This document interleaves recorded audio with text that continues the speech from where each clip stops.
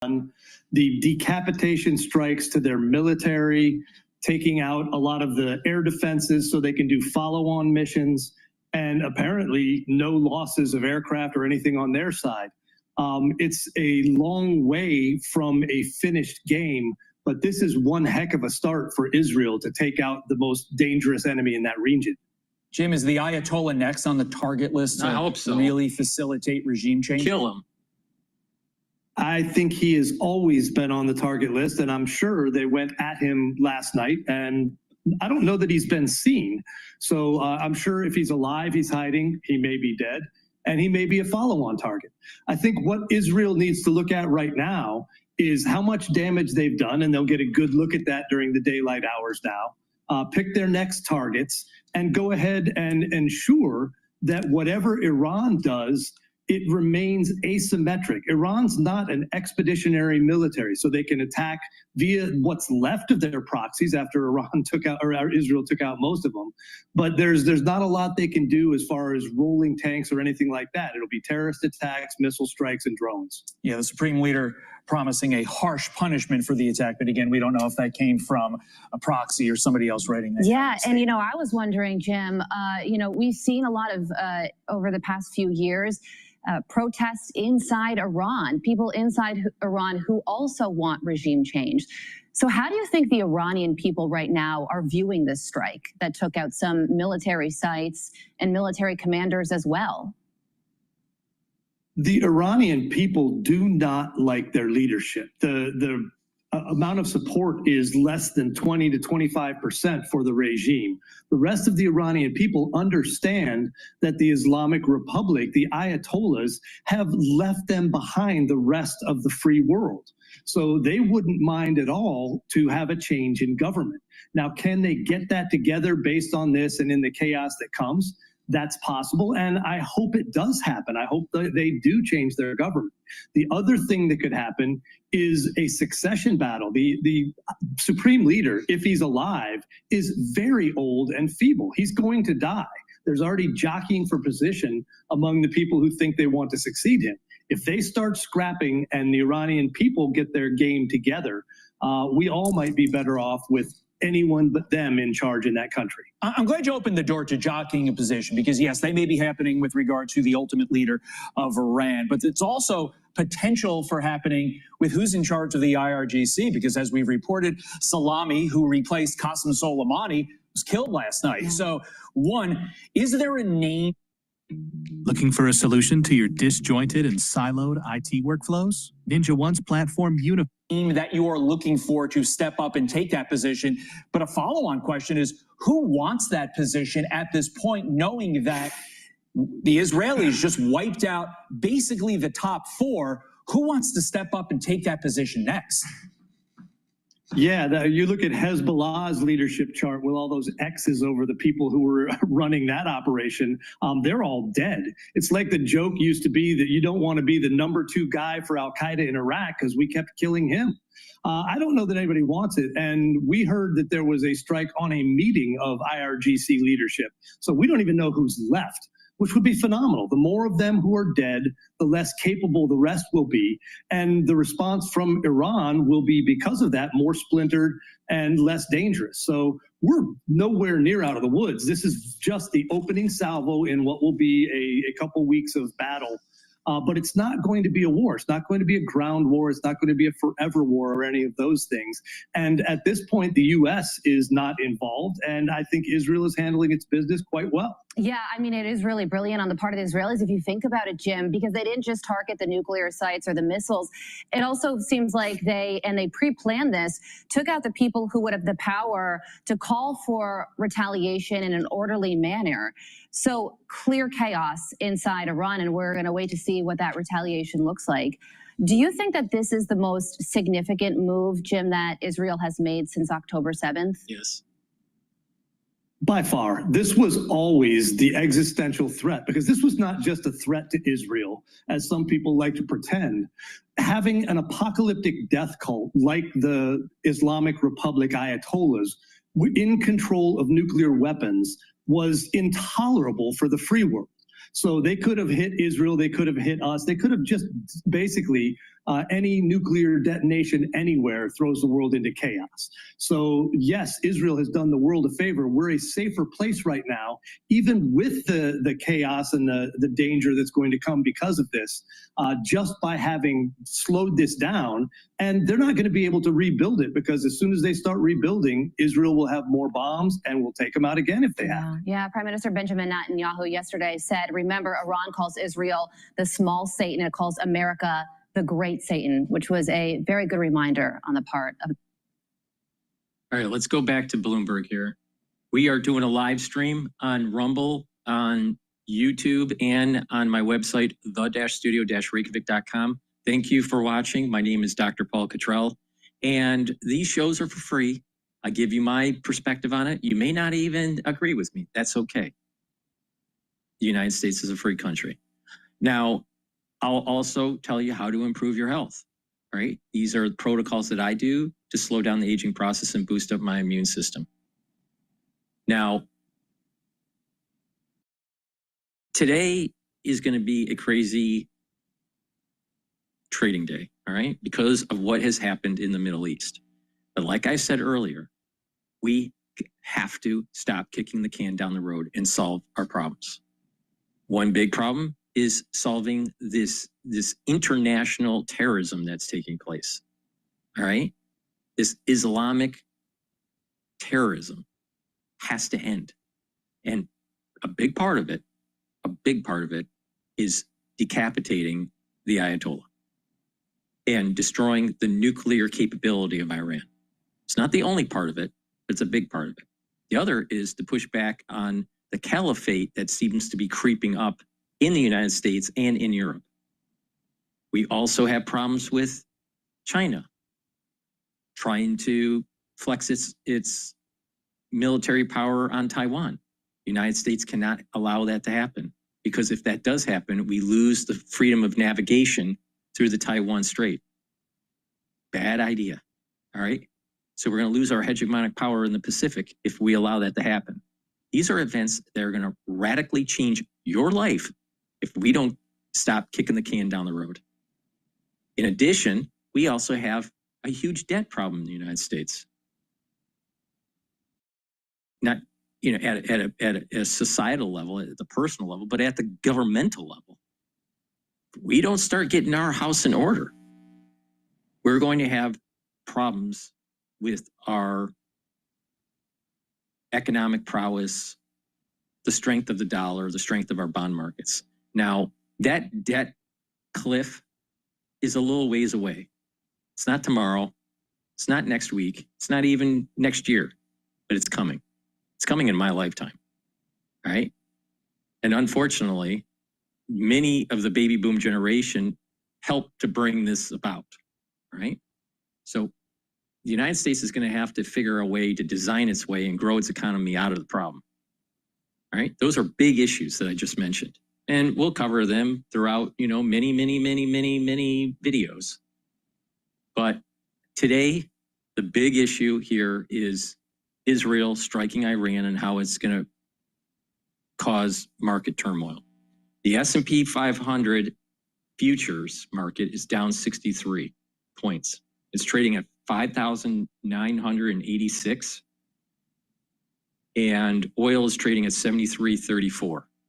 Now, the way I'm doing this is that I'm going to short it. I'm going to keep on shorting it until the cows come home, because it's overbought, and that eventually this issue is going to go away.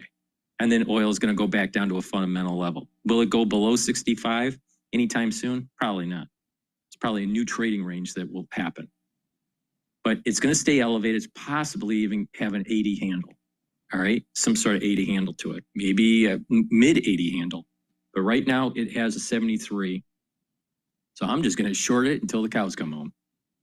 And we'll see what happens. But the thing is that if I'm wrong and oil does go up to 100 or whatever, you're talking about world war.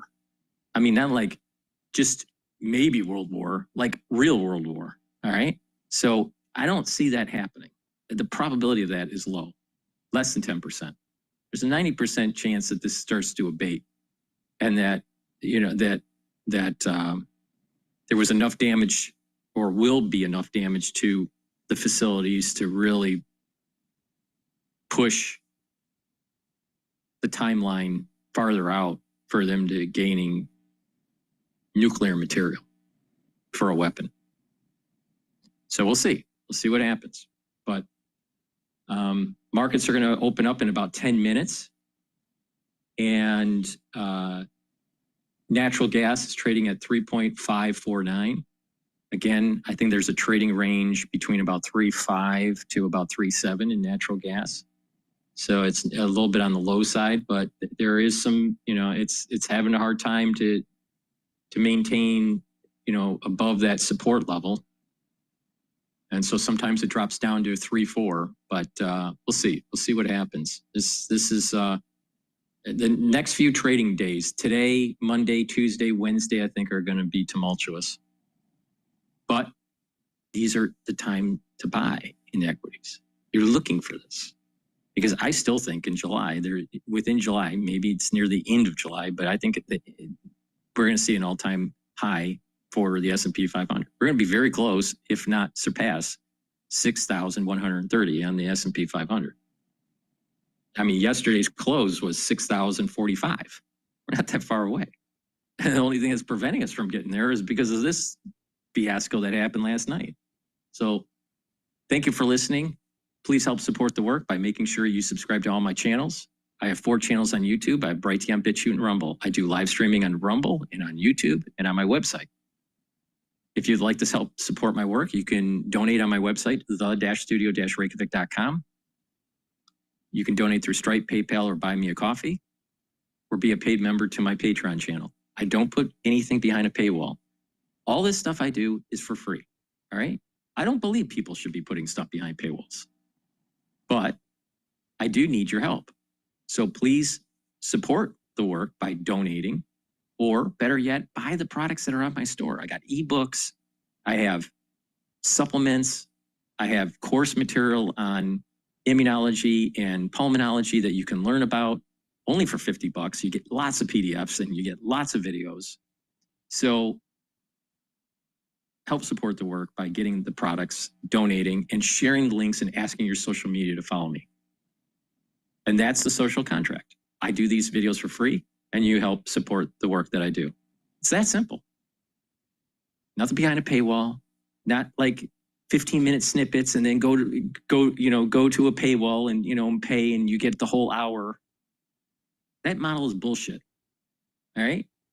This is news that you need to know in real time and not behind a paywall. So stop supporting people that are behind a paywall and start supporting people that actually give you information that's free. And I tell you how to improve your health, your immune system, especially in the aftershock of 2020.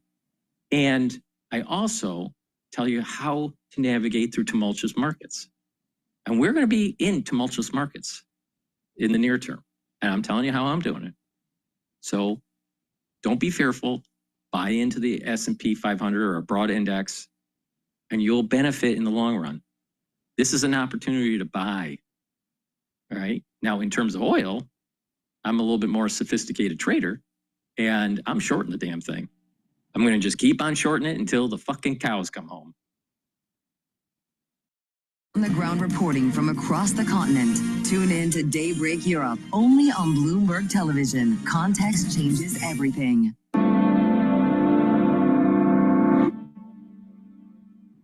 Bringing you the latest in tech and AI news whenever and wherever it happens.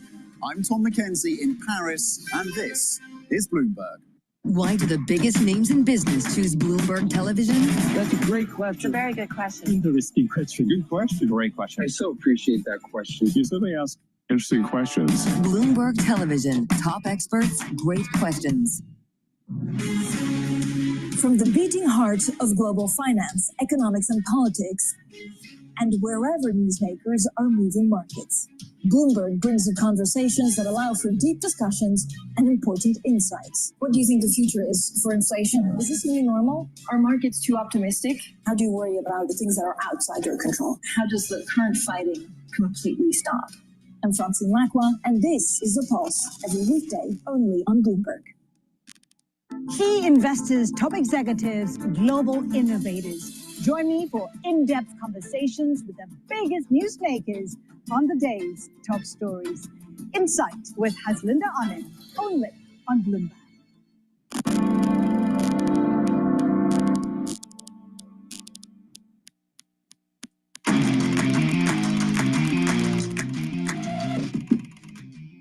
Welcome back to Open Interest. We're checking that risk-off sentiment across asset classes right now. You can see that in the S&P 500, down about 1% in the pre-market. You can see that in Brent crude, higher by about 7% right now, of course, after Israel attacked Iran overnight. But what's interesting to me is that you have two-year Treasury yields higher by about 3 basis points right now, Sonali. There is an interesting conversation to have about what this means for the Fed. If we do get durably higher oil prices from here, that's going to filter into inflation expectations, and that's something that the Fed can't ignore. That might explain the move that you're seeing in the bond market right now, at least when it comes to the short end. It's interesting. You would have expected a traditional safe haven bid, but instead, to your point, you're seeing yields actually up a little bit. So complicated equation there. We're watching some stocks as well ahead of the opening bell. We're watching energy sector, defense sector, travel stocks as well.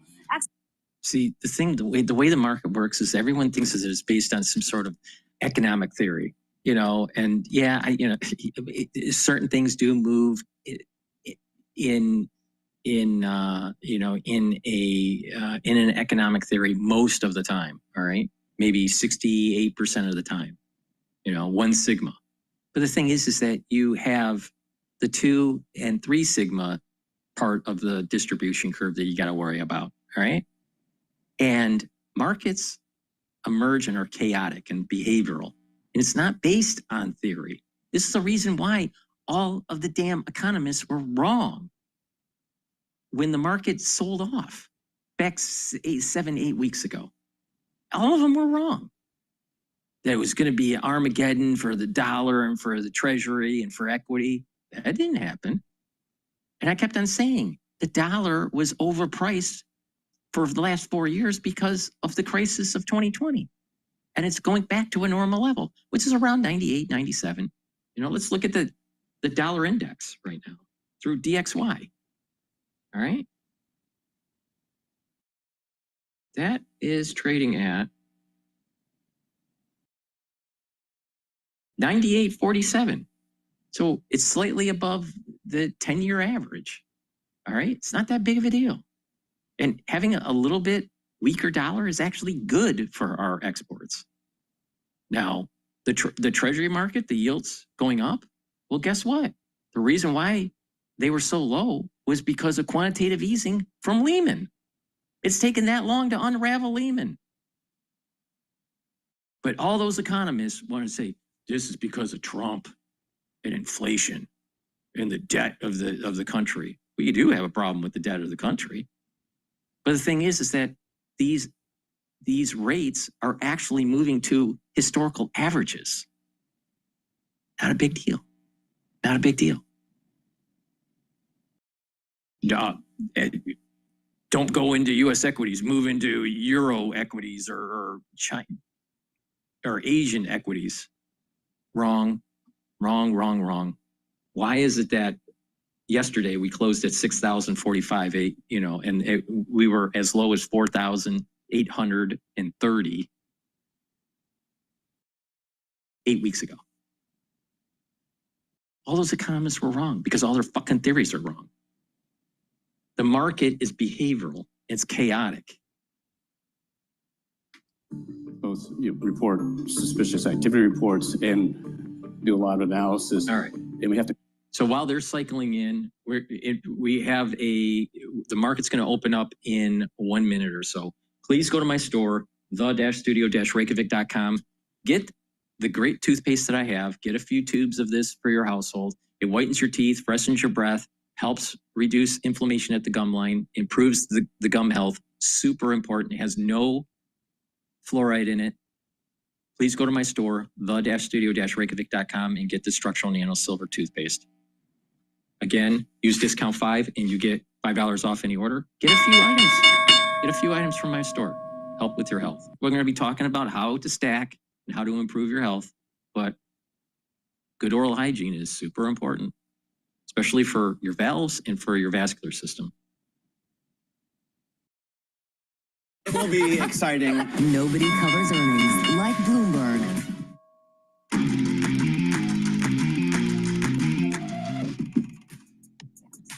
Okay, so the S&P 500 opened up at 5,991. VIX is trading at 20.44. Euro USD is trading at 115. Oil is trading at 73.33. BITO is trading at 20.99. And the Japanese yen is trading at 144.44. Natural gas is trading at 3.5.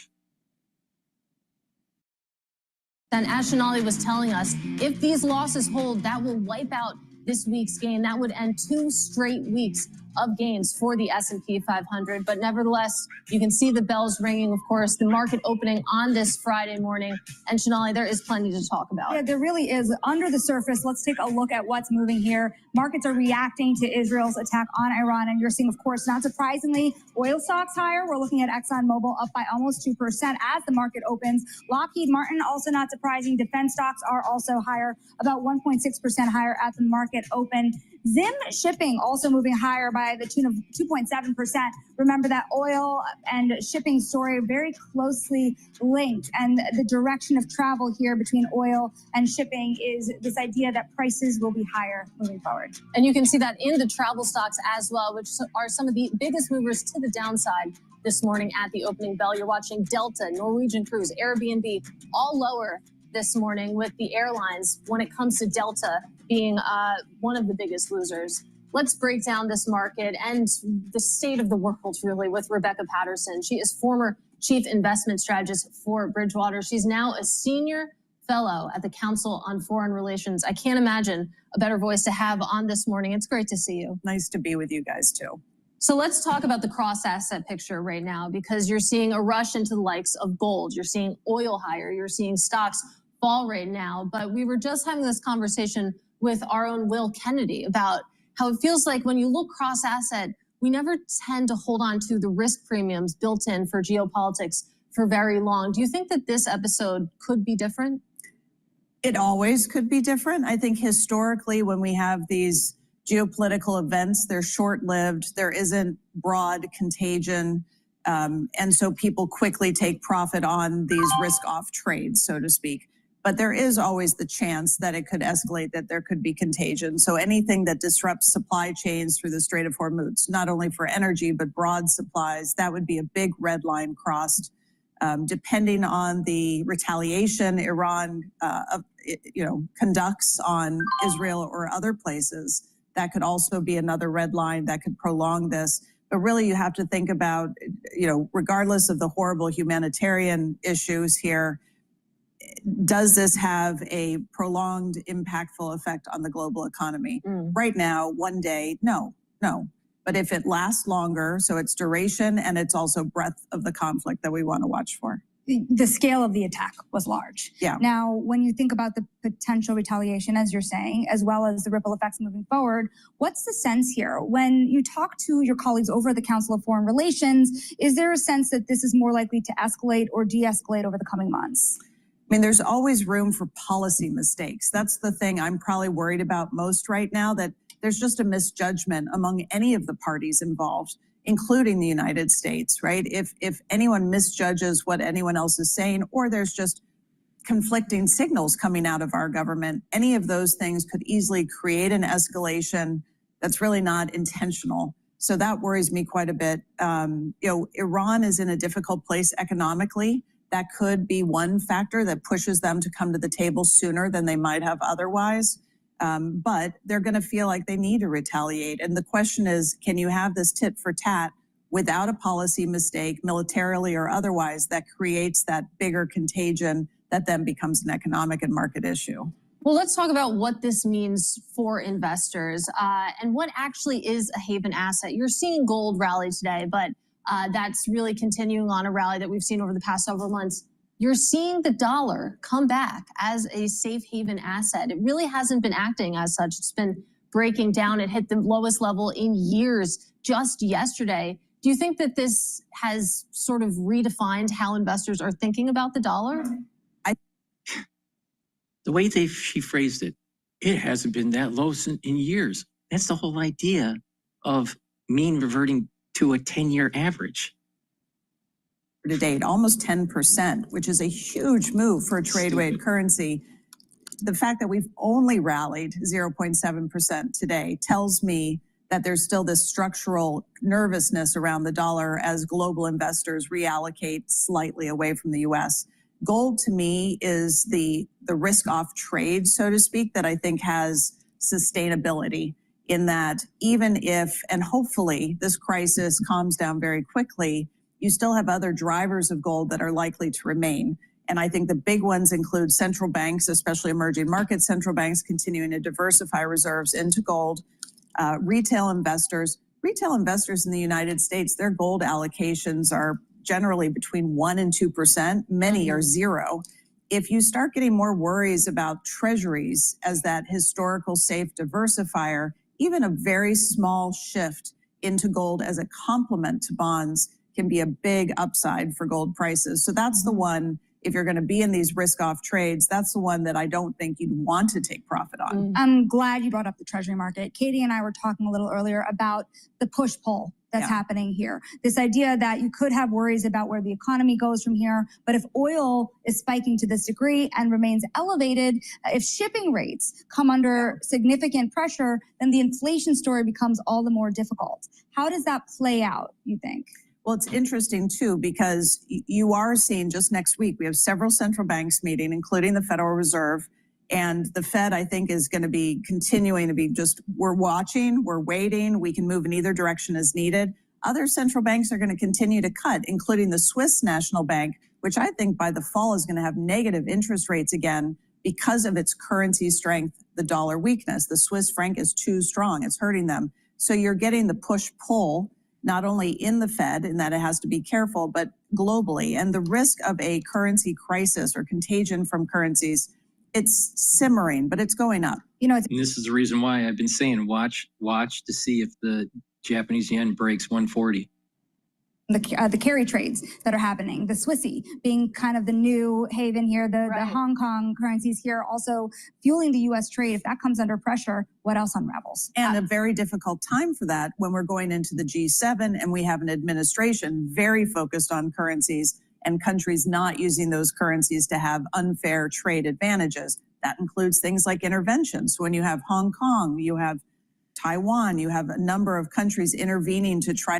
Right now, oil's testing that support level of 72.90, 95. All right, just so the home gamers know what I'm talking about here. Resistance at 80, and there's a support level at 72.95. If that breaks, the next support level is 68.50. And right now, it's testing it. The market's testing that support level at 72.95. I put in a short position this morning.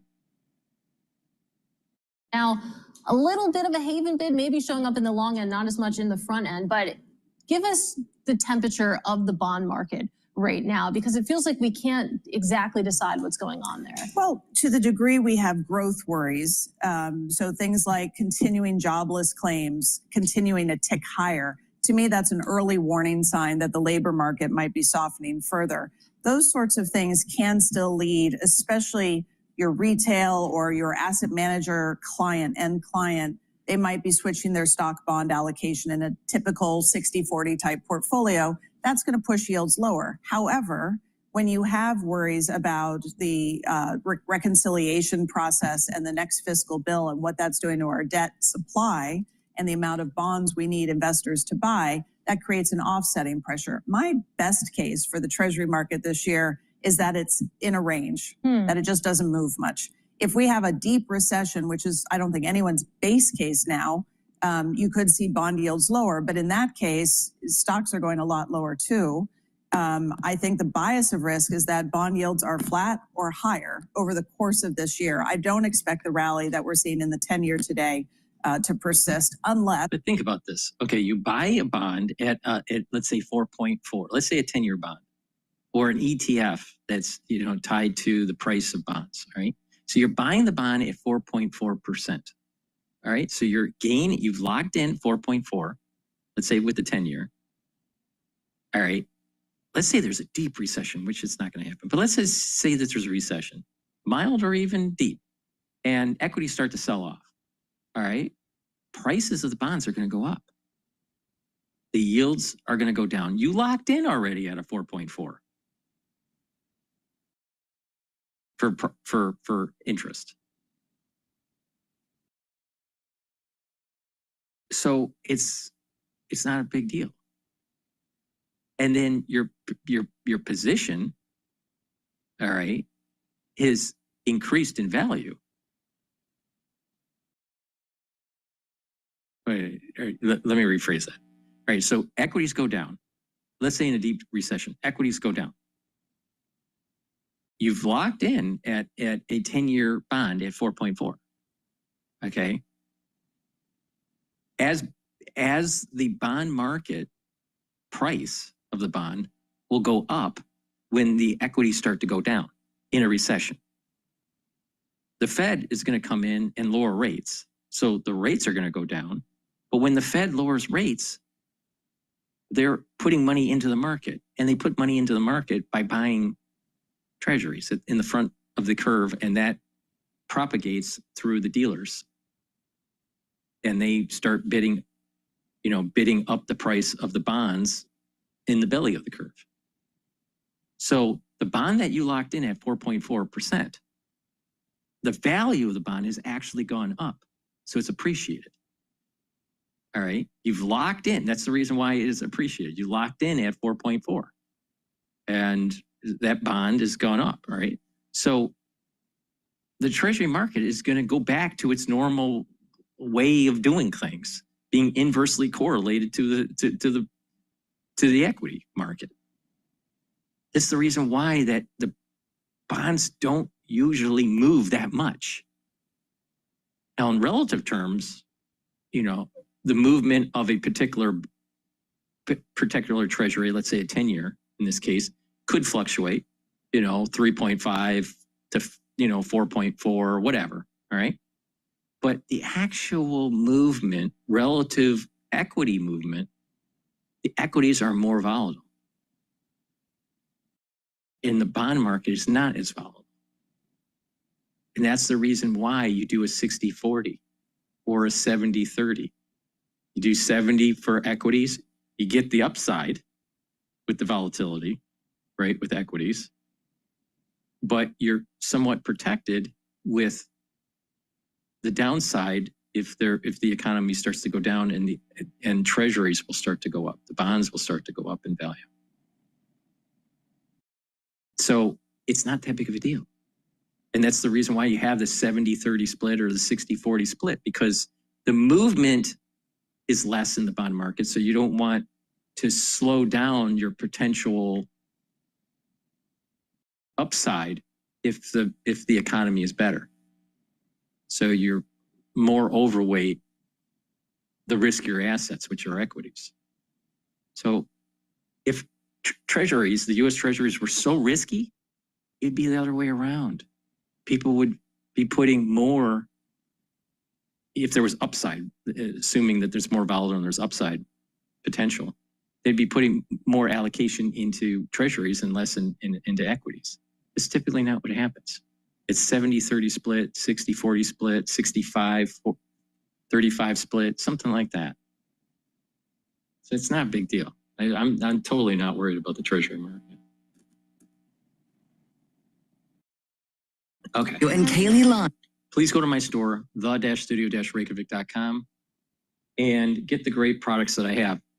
One of the foundational supplements for the health protocol that I take is the multivitamin. The multivitamin is an easy to digest multivitamin. Multivitamins are very important for cofactors for enzymatic activity, so your cells will perform better. This has vitamin A and vitamin D and E and B, the different B vitamins, folate, manganese. So it's a great foundational piece for your health protocol. So drink it with filtered water. Take it every day. It's easy to digest.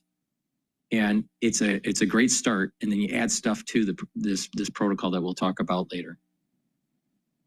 Please go to my store, the-studio-reykjavik.com. The link is in the description of this video and all my videos. Use discount 5 and you get $5 off. Some of that coming back right now. And it's the same story if you take a look at the NASDAQ 100. If you take a look at the small caps in the Russell 2000, we'll keep an eye on what's going on here. But it's time now for our top calls. Some of the analyst action in focus this morning. And first up, McDonald's getting cut over at Argus. The analyst says that traffic trends will remain weak as consumers push back against price pressures. McDonald's almost perfectly unchanged right now. But next up, Newell Brands getting upgraded to a buy over at JP Morgan. The firm says that the parent of Rubbermaid and Yankee Candle is actually tariff advantage, given that it has U.S.-based operations. Shares up slightly right now. And finally, we end with Oracle getting raised to a buy over at BMO, saying that the software company can grow its operating income. It had a blockbuster earnings report this week. Shares up another 1.9%, Janali. We're also watching shares of Adobe. The software maker issued a sales outlook for the current quarter that topped analyst estimates, but analyst concerns over its AI business persist. You're watching shares down almost 7%, bringing year-to-date losses to more than 13%. We're going to bring in co-host of Bloomberg Technology, Caroline Hyde. Why so worried? Yeah, they just cannot shake the bearish narrative on this stock. They cannot shake the fact that there's Midjourney coming for their lunch. OpenAI is coming for their lunch when it comes to Sora. That they've got all of these companies managing the startups to really do generative AI in imagery and in video really rather well. And so this overall actual growth, and as you said before the break, it was a beat, it was a raise, just a small raise, but still they're trying to paint the picture of revenue going up. It's more than 11% growth, but they really can't fight back the narrative that has consumed them, that they're kind of a losing software company within this particular competitive environment. So we are seeing, in fact, only one analyst says sell this stock. Most think that it could outperform, but no one seems to be buying into that. Yeah, you take a look at Adobe shares down almost 16% on a total return basis over the past year. In some ways, what you're saying reminds me of the narrative that has really developed around Apple. If average people are doing generative AI that's non-Adobe related, then the quality, the professional quality of the generative AI, I don't think is going to be there. I think there is a artistic aspect to Adobe using generative AI that the professional marketing or fine arts or digital media world will use. I think Adobe is not going to be really for the average user. It's going to be more for the professional, the more professional world. Now,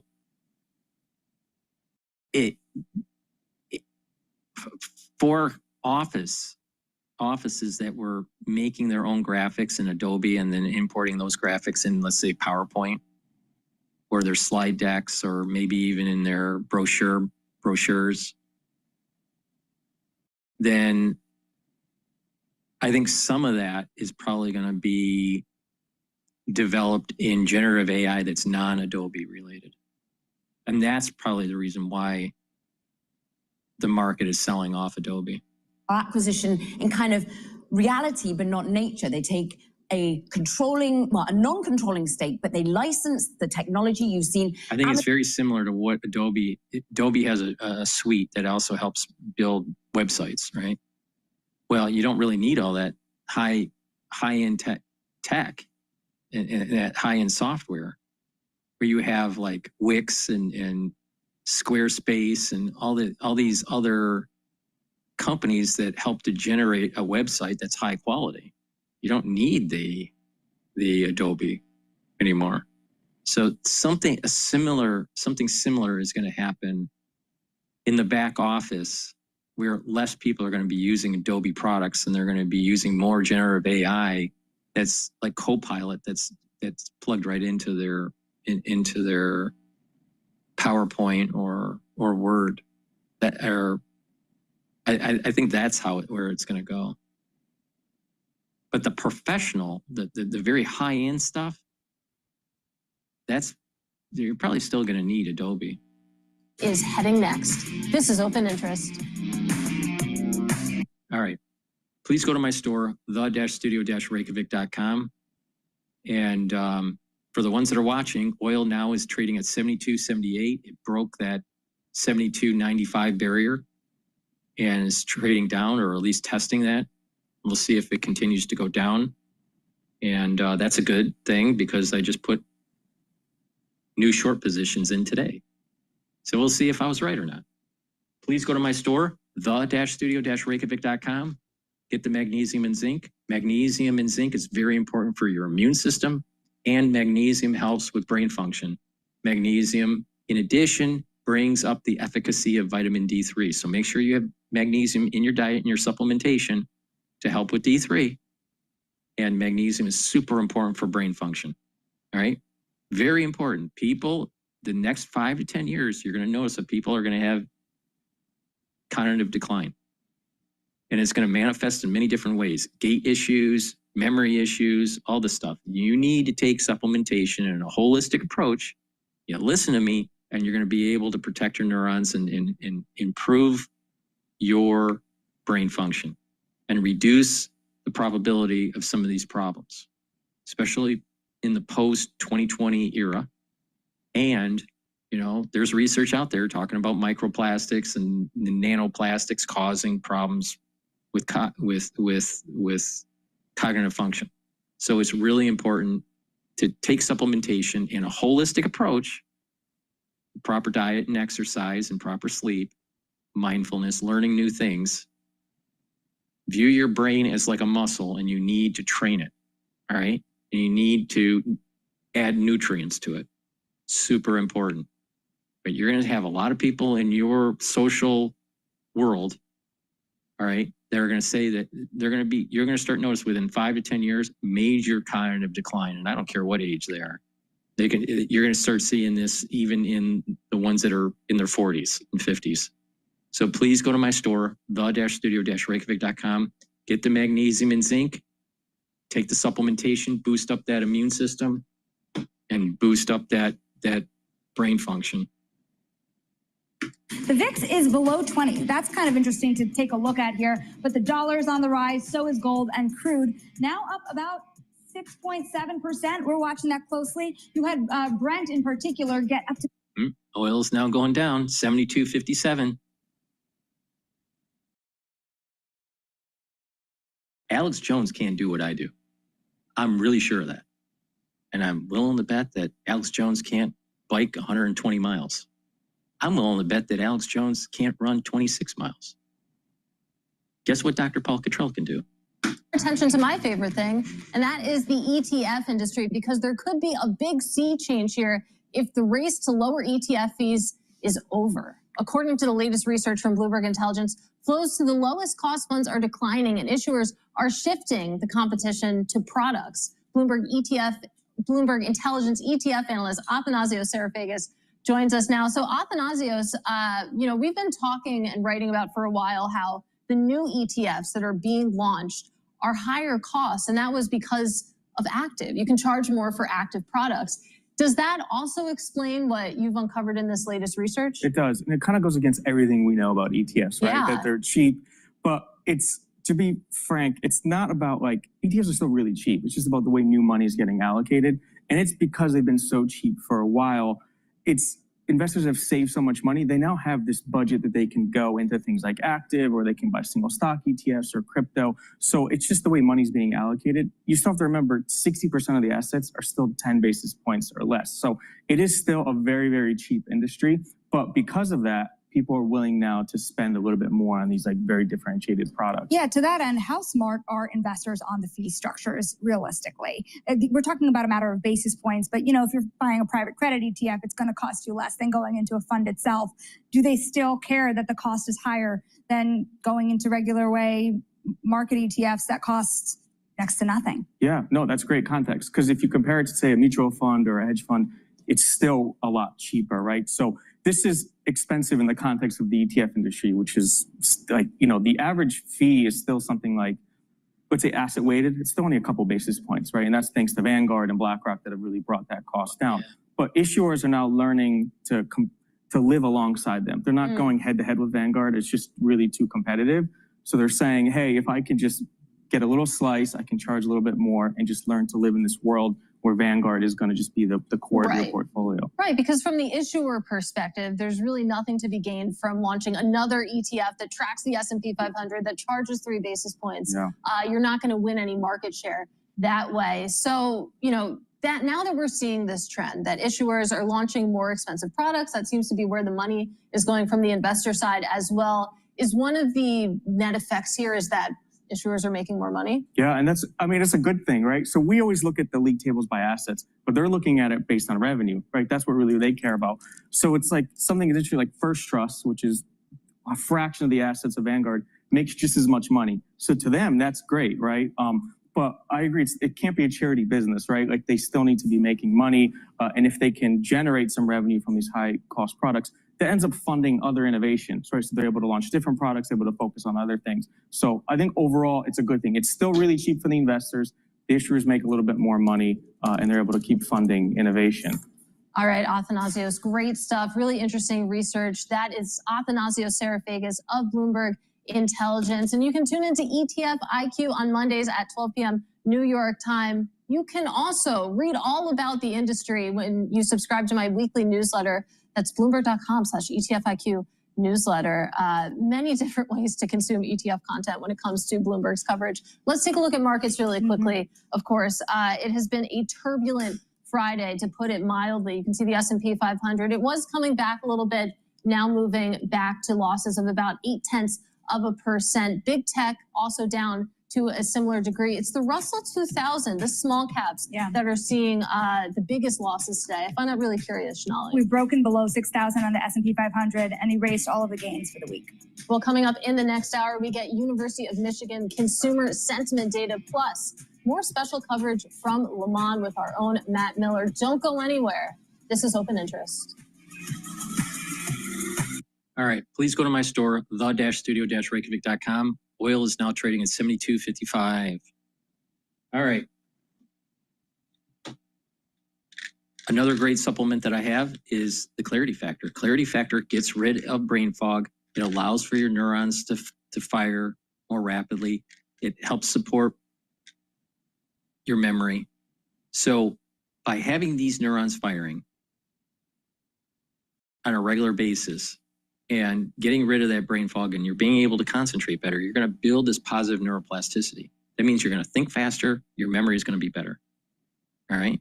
Now, apply it in a holistic way by drinking filtered water, staying away from processed foods, getting the 4 modalities of exercise, which are resistance training, cardio, stretching, and balancing. Those activate different neurons. Getting better blood flow to your brain is very important. And you're creating a microenvironment to allow for this positive neuroplasticity, super important, right? So it's very important to take the Clarity Factor. This stacks well with that magnesium and zinc that I just mentioned. Please go to my store, the-studio-reykjavik.com, get the Clarity Factor, get rid of that brain fog so you can concentrate at work or at school, or guess what, even when you're retired, and you apply this holistic approach and learn new things, you're going to have better cognitive function. Please go to my store, the-studio-reykjavik.com. Use discount 5 and you get $5 off any order. Oh, oil is now trading at $72.35. I bet Alex Jones couldn't do what I'm doing. The world of what you can work on is a little bit open, and there's a lot of different ideas, and it requires more focus than ever to make sure that you are prioritizing on the most important things that are going to deliver the most value. DraftKings' solid standing in a booming sector gives them the luxury to play the long game. They're not under pressure to cut costs.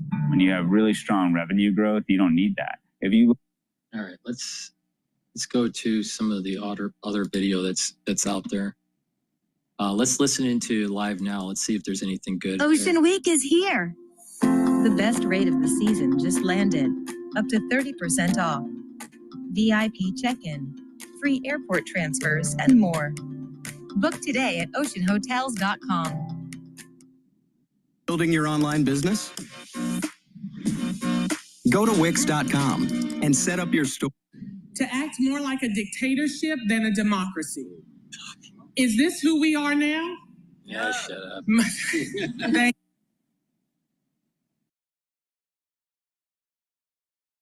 All right, let's go to Al Jazeera. Western sanctions. Now, China also has good ties with Israel. Early foreign ministers strained in recent years, particularly because China has been a vocal critic of Israel's actions. Its war on Gaza, it's been calling for a ceasefire, supporting Palestine, and continuing to call for a two-state solution. Katrina Yoon, Al Jazeera, Beijing.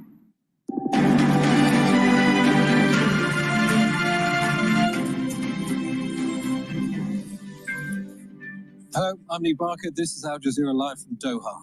Coming up, US President Donald Trump warns Iran of more attacks if it doesn't accept a nuclear deal proposed by Washington.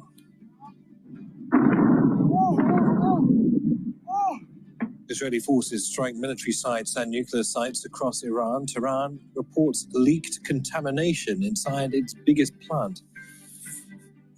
Several senior Iranian military leaders are killed, including the head of Iran's Revolutionary Guard.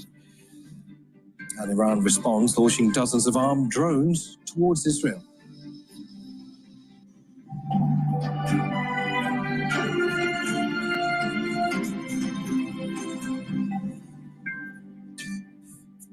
US President Donald Trump has warned Iran of more destruction if it doesn't make a deal over its nuclear program. The statement came hours after Israel launched an unprecedented attack on Iran overnight, carrying out a wave of strikes on nuclear and military facilities.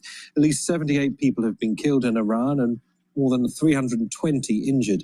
Long-range missile sites and air defenses have been hit across the country, and senior military figures and nuclear scientists assassinated.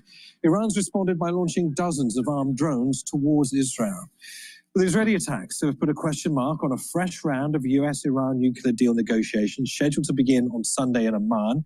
In a post on his social media site, Truth Social, US President Trump said he warned Iran, writing, 2 months ago, I gave Iran a 60-day ultimatum to make a deal. They should have done it. Today is day 61. I told them what to do, but they just couldn't get there. Now they have perhaps a second chance. Well, Iran has confirmed that its nuclear facility in Natanz has been damaged in the attacks. The country's Atomic Energy Organization says its investigations show there has been radioactive contamination, but it's contained inside the nuclear site. Bernard Smith reports. The heart of Iran's nuclear program, its main uranium enrichment facility, Natanz, on fire. In the Iranian capital, the homes of those possibly involved in the country's nuclear program destroyed. Israel has hit targets, infrastructure, and individuals across Iran. We struck at the heart of Iran's nuclear enrichment program. We struck at the heart of Iran's nuclear weaponization program. We targeted Iran's main enrichment facility in Natanz. We targeted Iran's leading nuclear scientists working on the Iranian bomb. We also struck at the heart of Iran's ballistic missile program. Among the targets, the chief of Iran's Revolutionary Guard, Hossein Salami, has been killed, according to Iranian state television, and the unit's headquarters in Tehran hit. The Israeli strikes also killed at least 2 nuclear scientists, Fereydun Abbasi and Mohammad Mehdi Tehransi. Israel's broadcasting authority says they targeted 10 scientists. Several children have also been killed, according to Iranian television. Iran's supreme leader says his country will retaliate. The Zionist regime opened its dirty and bloody hand to commit a crime in our beloved country and revealed its evil nature by striking residential centers more than ever before. With this crime, the Zionist regime prepared a bitter and painful fate for itself and will definitely receive it. In Jerusalem, sirens wailed as Israel started its attacks on Iran, while in the main city, Tel Aviv, residents started stocking up in anticipation of Iran's response. The US government says it isn't involved in Israel's strikes. Tonight, Israel took unilateral action against Iran. We are not involved in strikes against Iran, and our top priority is protecting American forces. Israel advised us that they believed this action was necessary for self-defense. President Trump and the administration have taken all necessary steps to protect our forces and remain in close contact with our regional partners. Let me be clear, Iran should not target U.S. interests or personnel. US intelligence sources quoted by the Reuters news agency say that recent intelligence assessments that Iran is not building a nuclear weapon had not changed, nor was there any indication that Khamenei had authorized the restarting of Iran's nuclear program. Even so, the US knew Israel was preparing to strike Iran's nuclear facilities. Benjamin Netanyahu says the operation will continue for as many days as it takes to remove this threat. Bernard Smith, Al Jazeera. Nora is keeping track of the developments in Israel from the Jordanian capital Amman on this developing story first. But first, let's cross to our White House correspondent, Kimberly Halkin in Washington, D.C. Kimberly, we are hearing reports that Washington may be shifting military resources into the region. Is that something you're hearing your end?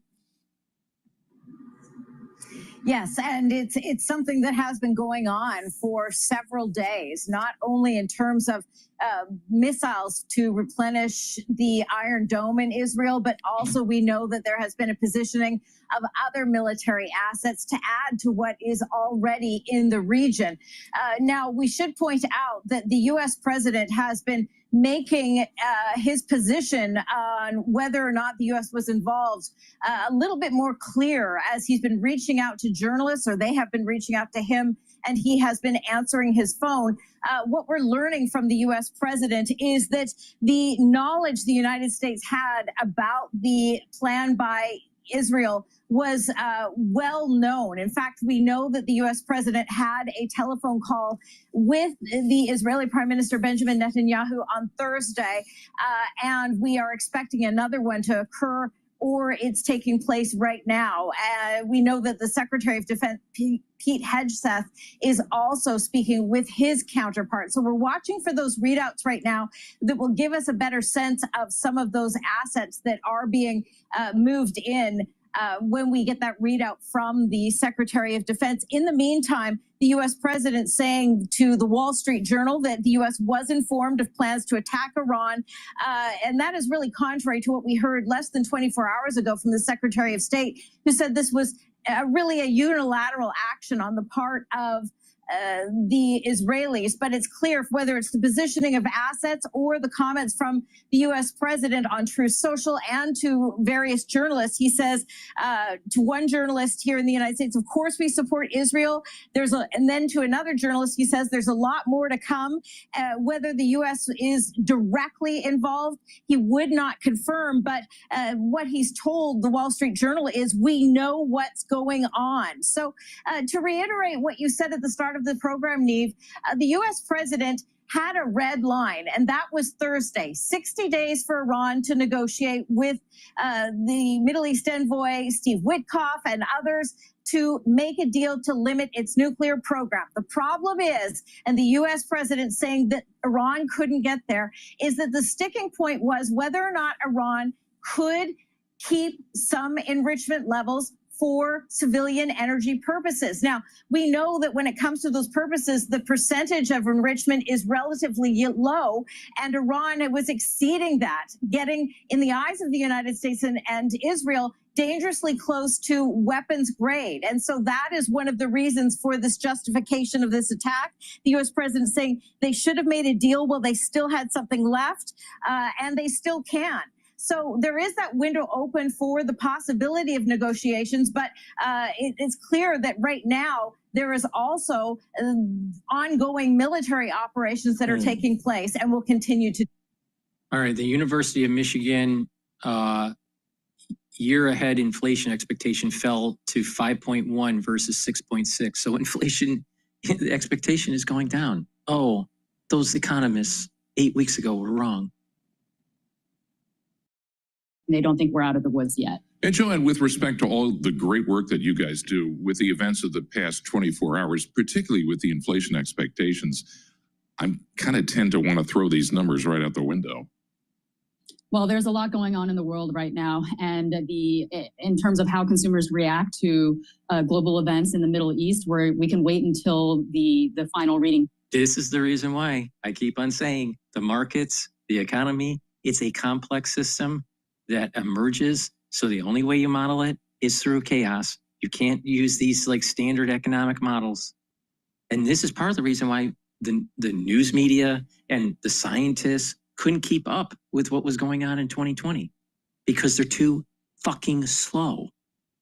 It was the people that were more high frequency, data driven, you know, in a chaotic environment that they could cover it. And all these other people, they're just a bunch of clowns. Seeing where the Fed wants to see it. Joanne, thanks so much for joining us. Joanne Shu, Surveys of Consumers Director at the University of Michigan. Stocks selling off here today. Let's take a look at some of the stocks on the move today. I'm Paul Sweeney along with John Tucker, and we're joined by Bloomberg's Christina Kino. Today is a buy situation for Look equities. at airlines, right? And United Airlines, ticker UAL, among the biggest decliners today. Those shares down more than 4%, coming up to 5% now, 4.8% currently. And they're also down more than 12% this week. That is set for the biggest weekly decline since early April. Remember what happened in early April? Oh, I think yeah. something about a trade. Yeah, and if you listen to me and you bought into the market, you would have gained 10 to maybe even 25% return on that new money. Okay, let's go back to Al Jazeera.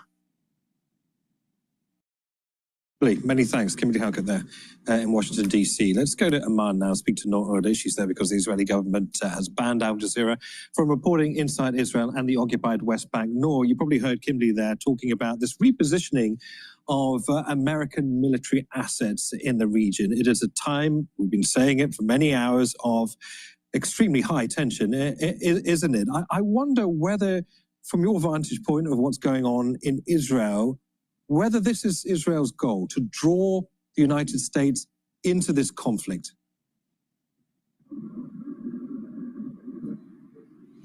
Well, one could make that argument very easily, Neve. Right now, the reports and the discussions in Israeli media of military experts and analysts, is talking about the coordination that existed with the Trump administration and really posing the question of, okay, well, there was coordination. The question now is whether the U.S. will get involved in this assault, which, according to the reports, according to the statements of Israeli officials, is just beginning.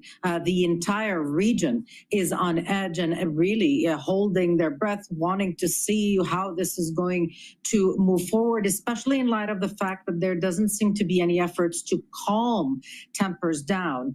In fact, what we're hearing from the Israeli side is euphoria, celebration of a spectacular wave of attacks against Iran, the assassination of the top brass in the Iranian military establishment, and really attacking the surface-to-surface missiles, the air defenses in Iran, and promising of more to come if Iran thinks about retaliation. There was a volley of drones that were launched towards Israel. None reached Israeli territory. Only, in the past hour, we've seen one drone downed over the occupied Syrian Golan. No injuries reported. Oil is trading at 72.75. It's trying to test that 71.95 barrier. If it fails, it's going to start selling off. Because Vladimir Putin has a close relationship with Israel, but also with Iran. It will be interesting, Neve, to see how that conversation turns out and develops, and what is reported about it, because we have to also see how Moscow will be reacting to this attack on Iran. Noor, you're, of course, in Jordan. I mean, when Iran staged that barrage of attacks against Israel in retaliation against the killing of the Hamas chief last year, Jordan found itself geographically in the middle, but also in the middle in terms of defense as well. I mean, it was involved in shooting down some of those projectiles from Iran. I mean, that's a challenging and awkward position for the country to be in. How does it negotiate these tensions between Israel and Iran? What are its aims and objectives in all this? Well, the stated position of Jordan is that it will not allow any party to use its airspace or territory in any war. So it will not allow any airplanes, fighter jets to cross over its airspace. We heard not just from the foreign minister of Jordan, not just from the Air Force and the Royal Army, but we heard from the Jordanian monarch himself, who said in a very short statement, Jordan will not allow anyone to drag it into this war, of course, and into this escalation, an escalation that was condemned roundly by Jordan. This is a very difficult situation for the kingdom. Geographically, it's in the middle of all of this. For 20 months, it's been trying to maneuver these pressures and these tensions. Everything that has happened in the region has affected it, including the escalation in Lebanon, in the genocide in Gaza, in the occupied West Bank. So this is a very difficult situation with the airspace, of course, now in Jordan also closed. Noor, many thanks for that. Noor there in Amman. Well, Iran's atomic agency has confirmed its primary uranium enrichment facility has suffered damage. However, investigations have not shown any radioactive or chemical contamination as yet. The facility consists of 6 buildings and another 3 underground. The UN nuclear watchdog monitors nuclear material and enrichment equipment there. The International Atomic Energy Agency says it's in contact with Iranian nuclear authorities to assess the impact of areas that have been hit. This morning, the International Atomic Energy Agency was informed of the military operation launched by Israel, which includes attacks on nuclear facilities in the Islamic Republic of Iran. We are currently in contact with the Iranian nuclear safety authorities to ascertain the status of relevant nuclear facilities and to assess any wider impacts on nuclear safety and security. At present, the competent Iranian authorities have confirmed that the Natanz enrichment site has been impacted and that there are no elevated radiation levels. They have also reported that at present, the Esfahan and Fordow sites have not been impacted. This development is deeply concerning. I have repeatedly stated that nuclear facilities must never be attacked. All right, let's go back to Bloomberg here. But before we do, please go to my store, the-studio-reykjavik.com. Get the gel that I have. It's a dual-purpose gel. You can get it in the tube form or in the quick dispenser. Both are very high quality. Use them the same way. You can use it as an aftershave. You can use it as a daily skincare. You can put it on a wound. It'll help to heal the wound quicker. If you're not feeling well or other people around you are not feeling well, put it on your hands, around your mouth, around your nose, around your eyes, around your ears, lightly coat your nostrils, stays active for 5.5 hours. Use discount 5 and get $5 off any order. Get a few items from my store, the-studio-reykjavik.com. Again, use discount 5 and you get $5 off any order.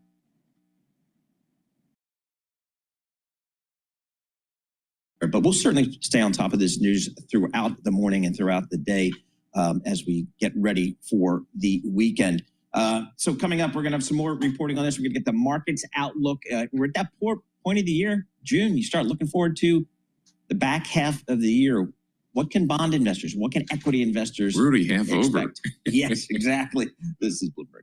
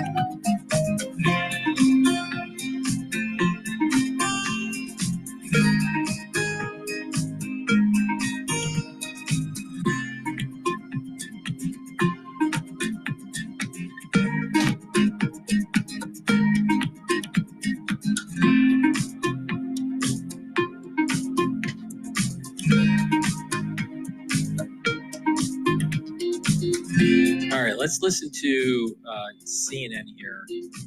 Trump issues warning to Iran. Let's just listen to their perspective. Trying to save money on business.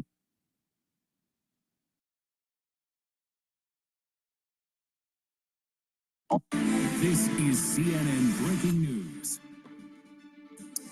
All right, the breaking news this morning, major breaking news. Israel says it has launched an unprecedented attack on Iran, targeting the country's nuclear sites and top military leaders, and the operation very much ongoing. The Israel Defense Forces say they used 200 fighter jets, striking more than 100 targets so far across the country. And we just got new reaction from President Trump. We'll have much more on that in just a moment. Video shows explosions at one of the sites in northwest Iran. The Israeli Prime Minister Benjamin Netanyahu says the attack struck at the heart of Iran's nuclear program, and they would last, quote, as many days as it takes. Black plumes of smoke rose over Natanz. That's the site of Iran's main nuclear enrichment facility. The country's atomic energy agency says the attack there caused, quote, superficial damage. Iran State TV says the strikes killed several top military leaders and nuclear scientists, including 3 of the most powerful people in the country. The commander of Iran's Revolutionary Guard, the country's highest-ranking military officer, and its former national security chief. CNN's Kylie Atwood now reporting that the Trump administration is still hoping that nuclear talks with Iran will go ahead as planned this weekend in Oman. That is according to 2 sources familiar with the matter. A U.S. official saying we still intend to have talks Sunday.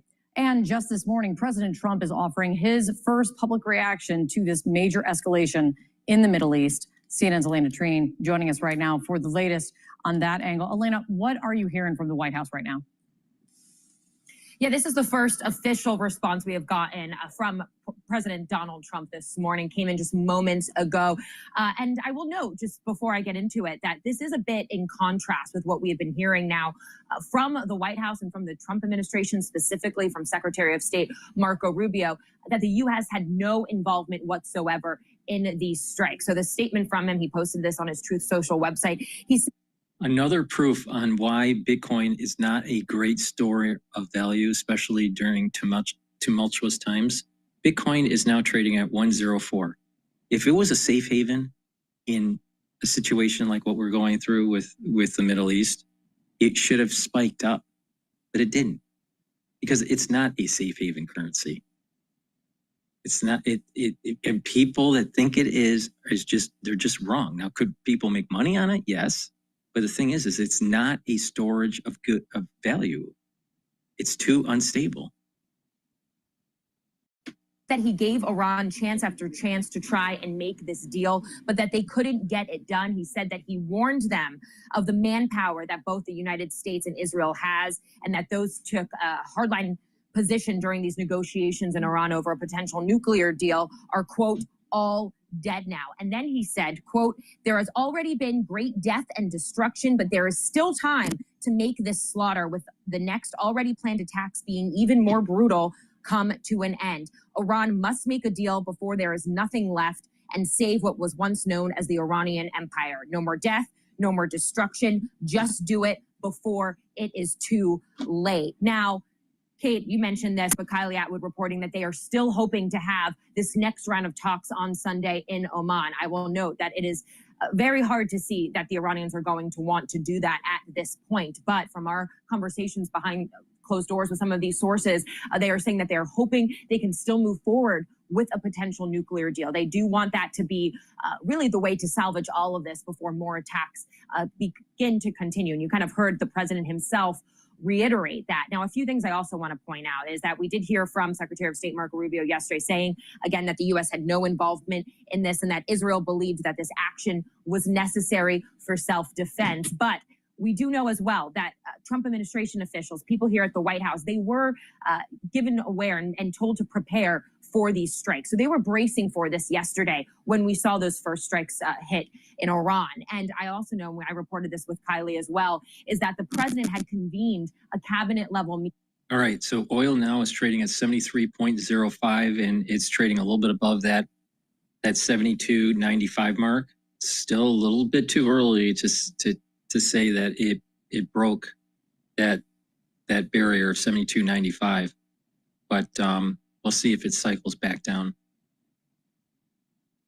Last night as these strikes were happening. That meeting, I would like to point out, was actually scheduled before Israel began its attack. They wanted to start to coordinate what the official U.S. response would be. So again, adding to the point that they kind of knew about this. Now, of course, I think the big picture here is that, one, President Donald Trump has not kept quiet about his frustrations with Iran and for what he believes is a very slow pace in the progression of talks over a nuclear deal. Again, to reiterate, they still want to have those talks. They do not believe that this deal is not unsalvageable. But of course, these attacks really throw that into question. Another big question I have, and I'm hoping to get answers from this White House today, is whether or not President Donald Trump spoke with Israeli Prime Minister Benjamin Netanyahu specifically and directly about this, and whether he tried to warn them against this, because we know in the past, the president has told Netanyahu not to do this while these talks over a nuclear deal played out. But clearly, this administration was aware that this would happen, and now they are trying to make their response known in that they want these talks to continue. Joining us now, CNN Chief International Anchor Christian Amanpour and CNN's Oren Lieberman in Jerusalem for us. First to you, Christian. When you were looking at this, Israel says it's going to keep these attacks ongoing. Iran has already started to retaliate. Do you see this as an all-out war now? Well, it just depends actually on Iran's ability to retaliate and what happens next and whether the United States or others get involved. As you know, publicly, the U.S. said that Israel did it alone, unilateral. Here in Europe, our allies have backed off. They've said they had nothing to do with it. And they haven't even said that they would, like the last time, join any protection of the skies over Israel like they did the last time. So people are really not wanting to get more involved, and they're calling for it to actually calm down and for some kind of ceasefire. That looks unlikely. And I think what's really interesting for the United States and for you all to figure out is what is coming out of Israeli reports. Israeli reporters are saying that there seems to be a much higher level of coordination between the United States and Israel than is being said publicly, and that even some of the words, some of the actions, including potentially the so-called meeting that's meant to be happening to continue a nuclear deal this weekend in Oman, that was all potentially part of a deception. So I think that is going to be very interesting to look at the extent of the U.S. Action in this and permission. What we do know is that Prime Minister Netanyahu has been itching for this fight for years. And we also know that no other American president has allowed any Israeli prime minister to take this kind of action. This will be the first time that this kind of action has been permitted or greenlit or whatever you want to call it by an American president. If you remember, the crisis stems from President Trump pulling out of the nuclear agreement back in his first term. From that moment when Iran was bound and had been verified by the international agencies to keep its uranium enrichment low, it started to produce at higher levels. And what appears to have triggered this movement now is two reports from the IAEA, which is the UN nuclear surveillance agency, which has said two things. One, that Iran has produced up to about 60%, which they believe is, significant, much more rapidly than they expected.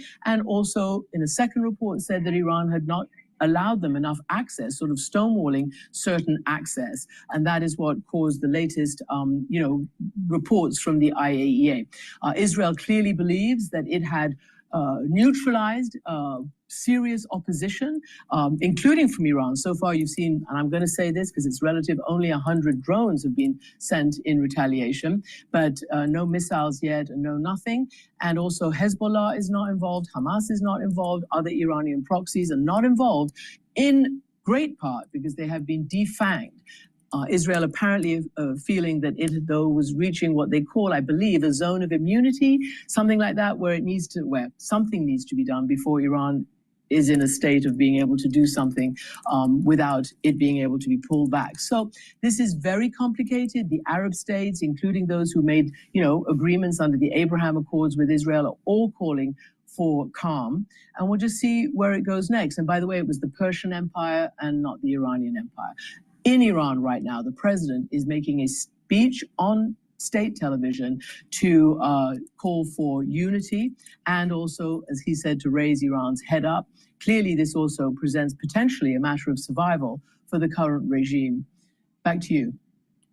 Christian, thank you so much. Stick with us. Let's go to Oren Lieberman now. Oren, you've been covering this since the wee hours of the morning as this was playing out. I was watching you overnight. Is the attack over?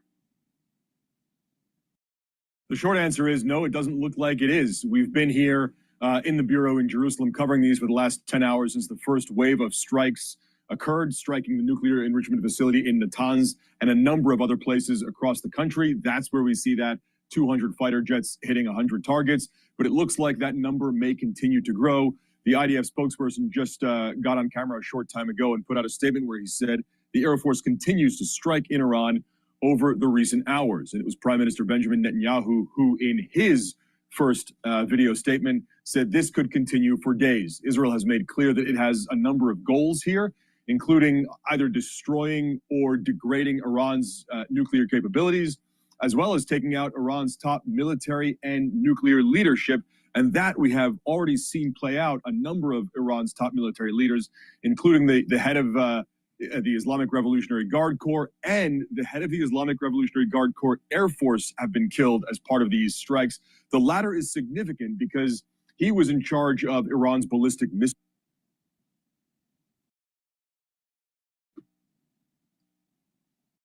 Hundreds of ballistic missiles at Israel that could and nuclear leadership. And that we have already seen play out. A number of Iran's top military leaders, including the head of the Islamic Revolutionary Guard Corps and the head of the Islamic Revolutionary Guard Corps Air Force. Significant because he was in charge of Iran's. What bothers me about the way that the soundboard works is that if there is a video that's recycling, it cuts the audio. That we have already seen play out. A number of Iran's top military leaders, including the head of the Islamic Revolutionary Guard Corps and the head of the Islamic Revolutionary Guard Corps Air Force have been killed as part of these strikes. The latter is significant because he was in charge of Iran's ballistic missile program, and that remains the great fear here, that Iran has the capability to launch hundreds of ballistic missiles at Israel that could overwhelm Israel's air defenses. And he was also responsible or led Iran's retaliatory attack against Israel last April. So he has been, or had been, I should say, in this sort of scenario, and was clearly very high on the list of Israeli targets as they went after, again, not only the nuclear facilities and the ballistic missile facilities, but the top of the military and nuclear leadership in what is frankly a remarkable sweep of strikes in terms of the numbers, the targets, how far spread across they are across pretty much all of Iran, and in a number of neighborhoods in Tehran itself. All righty. Please go to my store, the-studio-reykjavik.com, and get the great structural nano silver soaps that I have. You can get it in charcoal tea tree, lemongrass, and you can get it in lavender and peppermint. So please go to my store and get a few bars for your household. Very high quality soaps. These are soaps that I use. Please go to my store, the-studio-reykjavik.com. Use discount 5. Get a few items from the store. Very high quality. Another great supplement that I have that I've been taking for decades is resveratrol. Resveratrol is an antioxidant, so it's going to soak up free radicals, but it also helps with youthful gene expression. When you take antioxidants such as resveratrol, you're slowing down the methylation of your cells.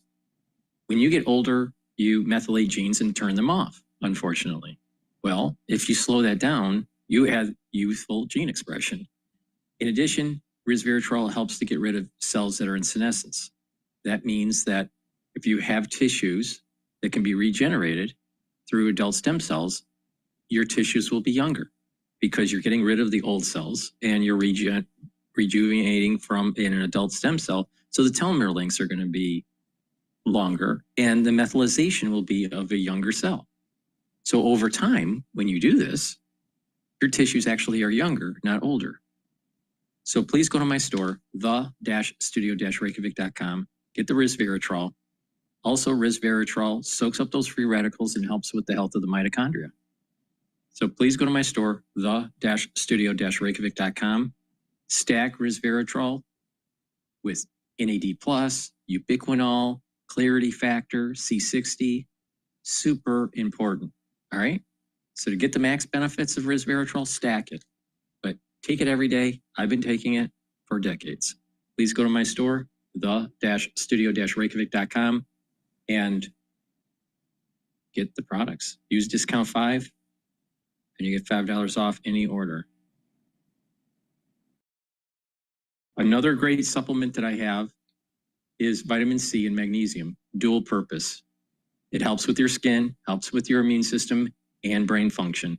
A lot of people don't know magnesium is very important for brain function. And like I said, you are going to start seeing within the next 5 to 10 years, many people having problems with brain function. Super important to mitigate that through an active lifestyle, holistic approach, and proper supplementation. So please go to my store, the-studio-reykjavik.com, get the vitamin C and magnesium. Boost up that immune system, help with your skin and your brain function.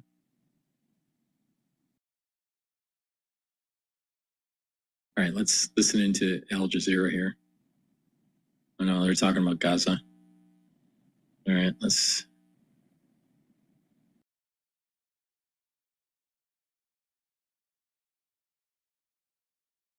see here.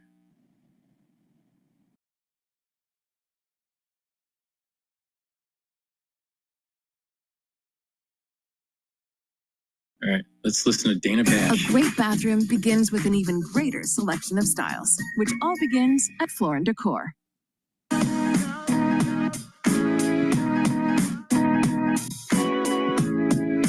On the phone with us now, CNN's Dana Bash, who I understand, Dana, just had a chance to speak with President Trump. What did he tell you?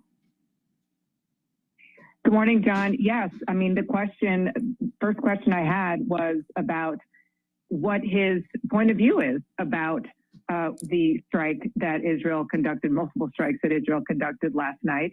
I know we were reporting real time that his Secretary of State, Marco Rubio, released a statement simply saying that Israel informed the Trump administration about these strikes beforehand, but didn't say explicitly that the U.S. supported what Israel was doing. So that's how I started a very brief conversation. And he responded by saying, quote, "We, of course, support Israel, obviously, and supported it like nobody has ever supported it." And then he went on to say this: Iran should have listened to me when I said, you know, I don't know if you know this, but I gave them a 60-day warning. And today is day 61. And then he said, they, meaning Iran, should now come to the table to make a deal before it's too late. And then he said something really noteworthy. He said, the people I was dealing with are dead, the hardliners. To which I just wanted to underscore. So what you're saying is Israel has now killed the people who you were dealing with. And he said very sarcastically, they didn't die of the flu. They didn't die of COVID. It was a brief conversation, but my takeaway was twofold. Number one, they are really hoping that instead of escalating the situation, which is what most people, our terrific reporters and analysts you've been talking to all morning, believe is possible, even probable. He's hoping that instead of that, this forces Iran to come to the table. We'll see if that's going to happen. He also, he made clear he understands that it could escalate, but he is hoping now that Israel has done what it's done, that it takes another turn and de-escalates. We'll see. It sounds like such an interesting conversation, though brief, and you hit on what seems to be emerging as one of the key questions here, especially based on what Secretary of State Marco Rubio said almost immediately after the attacks began, which was basically this was Israel acting unilaterally. It's one thing if President Trump says this morning that he supports Israel. It's another if he signed off, as it were, on the attacks yesterday. And it's still hard to tell where that line is, Dan. He definitely, yeah, I mean, it's such an important point, John. He definitely did not say, I signed off on this. He said, I support Israel. We support Israel. We support Israel like no one has ever done before.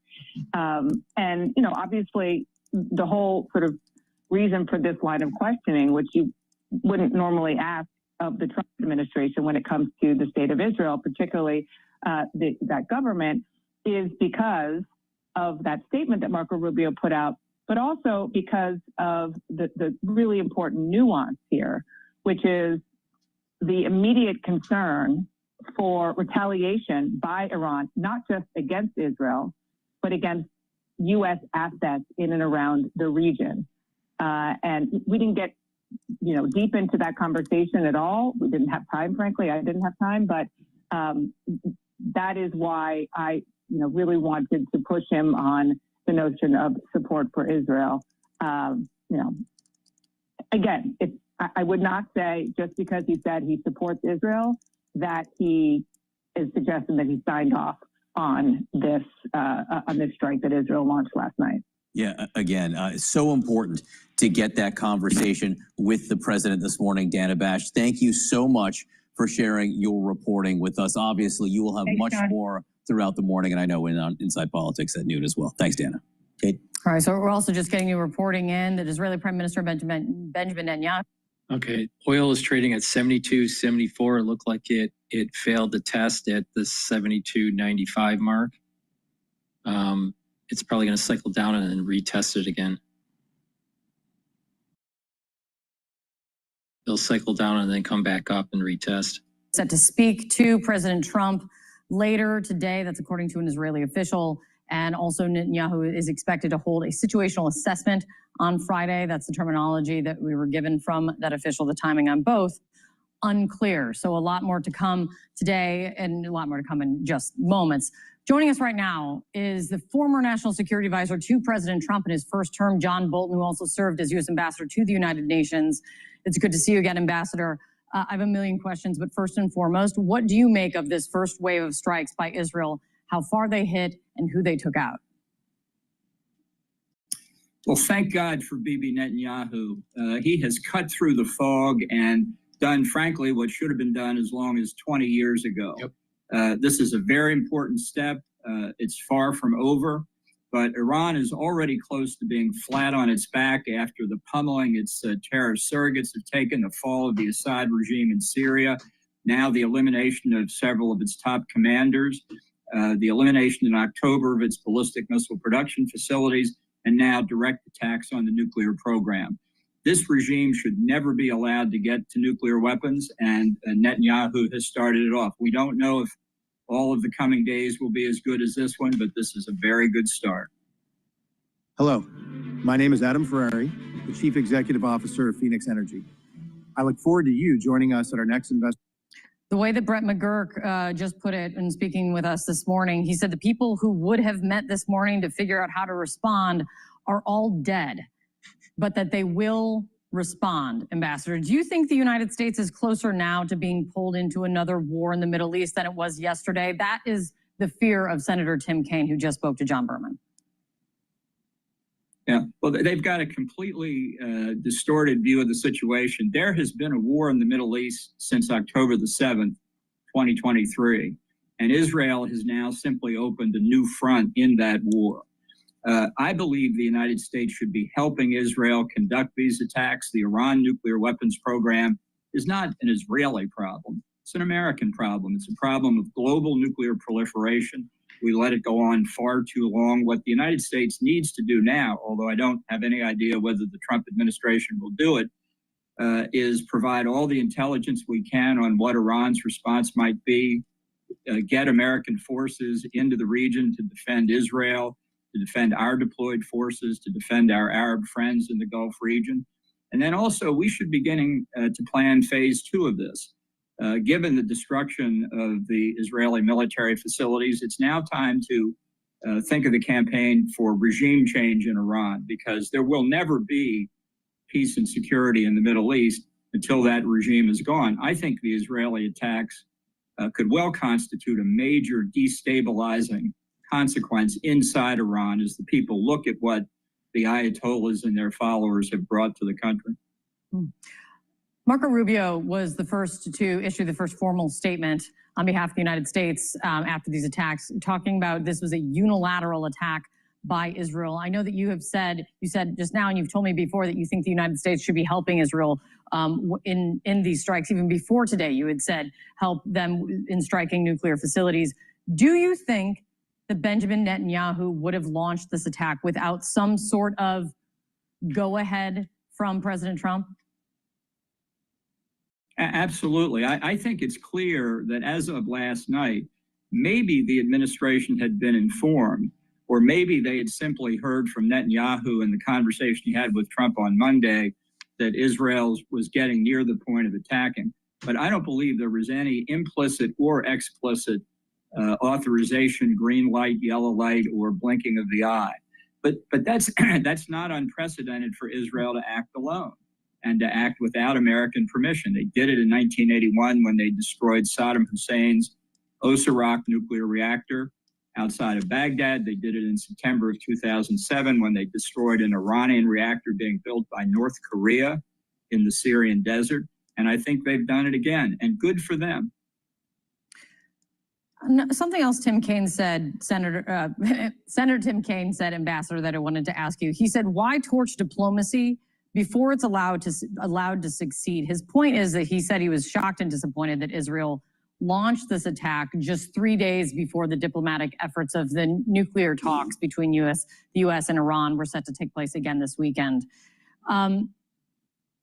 Before this, in our last conversation, I recall you saying that you thought these nuclear talks were going nowhere.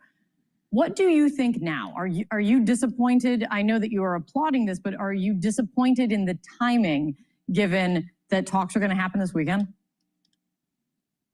There was never a chance.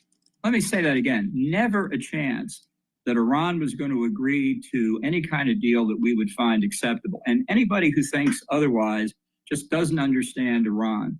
Look, we've negotiated with Iran for over 20 years now. Yep. And when serious negotiations started in 2003, 2004 by the Europeans, Britain, France, and Germany, it was an absolute precondition by the Europeans that they would support a civil nuclear program for Iran, but no uranium enrichment, no uranium enrichment. And they stuck with that. And the Obama administration stuck with that up until his second term, when they caved in and allowed uranium enrichment. That was the fatal flaw of the 2015 deal. And anybody who thinks that deal made America or Israel or the Gulf Arabs safer fundamentally doesn't understand the direction of the Iranian regime. So it wasn't that we didn't give diplomacy as a chance. Diplomacy had no chance given Iran's objective. Even saying that, do you think these talks are dead at this point? Look, these talks are a waste of oxygen. Ambassador. Okay, let's go to Bloomberg. They're talking to Starmer here. Real cause for concern. We're all saying de-escalate in relation to this incident, but none of us were involved in the actual attack. Does Does that mean you're also gravely concerned about the fact that Israel has taken made this very big move, preemptive military action? And you're concerned about Iran's nuclear program. Are you also concerned about Israel's choice of action? Well, I'm concerned about escalation, of course. Here's the problem. You got a bunch of politicians that are chicken shit that they actually get the job done. And now we kick the can down the road to the point where it's an existential threat. I'm going to speak to Prime Minister Netanyahu shortly after this interview. So obviously that'll be a topic of discussion. Look, I do recognise Israel's right to self-defence. There's no doubt about that. But I am very concerned about the escalation of this situation, which is why, along with Germany and France, we're... But the thing is, you have to escalate it to actually de-escalate. You have to destroy the regime in Iran, and you have to destroy their nuclear capability. How could you not escalate this and get the job done? Be clear that de-escalation is what is needed here. But you know what it is? You have a bunch of politicians that are a bunch of all talk and no action. 3 weeks ago, you made this very strong statement with Canada and France, which called for three things: for Hamas to release the hostages, for Israel's military operations in Gaza to cease, and for Israel to let aid into Gaza in accordance with the UN, engage with the UN in delivering it. None of those things have happened. What action will you take now? Well, you'll have seen that we've taken action in relation to sanctions 3 weeks ago, but also more recently. And it is important that we consider what other options that we have. I always think in these situations it's better to act with allies, which is why we're coordinating what we're doing. But the situation in Gaza is absolutely intolerable. The aid arrangements are not adequate, nor are they going to be adequate. And so that's why we've been consistently calling for a return to the ceasefire. Of course, the release of the hostages, the remaining hostages, have been there a very long time in awful circumstances. But we must get that aid in at speed, at volume. And the current arrangements are not going to deliver that. And that's why we've been very clear in our messaging on this and our coordination on this and our willingness to take action such as sanctioning. Which you've already done. And as I said, there's been no change to the situation. An action you could take is recognizing a Palestinian state. And President Macron is leading on a conference at the UN next week on that very subject. Well, we've got long-standing policy as a Labour Party, as a Labour government, that recognition should be part of a process. And so that's our approach. Precisely what's going to happen in the conference next week, I think, is unclear. And obviously now the immediate issue is the Israeli attack overnight. And so there are a lot of moving parts at the moment. But the principle we've always held is that the only long-term solution in relation to Palestine and the Middle East is a two-state solution. And although it seems further off now than perhaps it seemed for some time, we have to be clear that is the only path through, and that recognition at the right part of the process has always been our long-standing policy. All right, that was UK Prime Minister Keir Starmer sitting down with Bloomberg's Michal Hussein in Downing Street for an exclusive interview here, coming on the backs of this news of the Israeli strike in Iran. We are fortunate to get a few minutes with Michal Hussein, again, editor-at-large for Bloomberg Weekend. She joins us from our London headquarters. Michal, a wonderful interview with the UK Prime Minister. You listen to Keir Starmer, you listen to President Donald Trump. This seems like an action Benjamin Netanyahu kind of did on his own. Not a lot of consultation there. Did you sense any consternation in Downing Street about the performance here of Mr. Netanyahu? I think the tone that Prime Minister Starmer is striking is quite different to that of Mr. Trump. The Prime Minister was very keen to emphasize to me that the UK was not involved. And when I asked him if it would come to Israel's defense, as the UK has done before in helping to shoot down Iranian drones more than a year ago, he wouldn't really be drawn on that, although he did absolutely emphasize the UK's commitment to Israel's defense. But really what he was trying to do is, to the best of his ability, calm this situation down. And when I asked him if he was concerned about the action Israel had taken, as well as concerned about Iran's nuclear program, he said he was just about to speak to Mr. Netanyahu, and that was going to be a theme of that conversation. I certainly had the sense that he would much prefer this not to be happening. And as he goes into the G7 summit, he's just about to meet President Trump and the other leaders in Canada, where there's already so much to talk about. It's been such a tense and complex time in international affairs, and this is one of the big international moments when they're all coming together. This is just another layer of complexity that adds to that, and I could sense that it is one that he would really rather be doing without. Michelle, the U.S., the Israeli strikes took tariffs off the front page, or at least put them below the fold. Starmer, what is the domestic situation in the UK? It sounds like the strikes are kind of doing the same thing, giving him a little relief. He's able to talk about foreign affairs rather than domestic affairs. Well, it's interesting. In the UK, they've just had a moment where the government is really trying to signal that it is in a new phase. Oil is now trading at 71.83. UK general election campaign last year when he was still fighting to get elected, but he's a year into the job now, and after raising taxes last fall in an effort to, as they would say, fix what the last government left behind, they've just put out spending plans that they say are all part of Britain's renewal. This was nevertheless a foreign policy conversation, and Starmer's been working really hard on Ukraine in particular. One of the areas I think is really hard for him is he has not got as yet what he would really like from President Trump, which is much more support for Ukraine, much more pressure on Russia, particularly getting President Trump to agree to fresh US sanctions. So I've no doubt that that's going to be something that he's going to, again, try and work hard with President Trump on. But they do have a good relationship. In many ways, they are unlikely in the bond that they've struck. Starmer's a former human rights lawyer. He's a studious, scholarly type of person, but he prides himself on the relationship that he's built with President Trump. And another typical lawyer, politician, all talk, no fucking action. Please go to my store, the-studio-reykjavik.com. Get the Good Night Formula. Good Night Formula is going to help you to get in those cycles of REM sleep and deep sleep. About 3 to 5 cycles is what you need for proper sleep. When you're in those REM cycle and deep sleep, what happens is you're consolidating memory, detoxifying your body, and you're going to be well rested. And by having proper sleep, you're slowing down the aging process and bringing down cortisol levels. Super important. So please go to my store, get the Good Night Formula, take it every night. It has tryptophan, melatonin, GABA, and passion flower. Please go to my store and get the Good Night Formula. Part of an anti-aging protocol is to have proper sleep. Now, I've partnered up with Rainbow Herbals, and we have these deodorants for males and females. It's a dual-purpose product. You use it as a deodorant, but it also helps to detoxify your body. You can get it in citrus, and you can also get it in peppermint, lavender, and tea tree.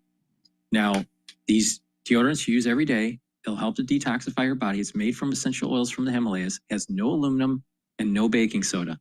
It's for males and females. It's a dual-purpose product. Use it every day and detoxify your body. Please go to my store and get those deodorants. And if you're 40 years of age or older, you need to start taking vitamin B complex. Vitamin B complex, the first 4 B vitamins helps with mitochondrial health, so boosts up your energy levels. Vitamin B metabolism, super important, because when you get older, your metabolism goes down and then you start getting fat. You don't want that.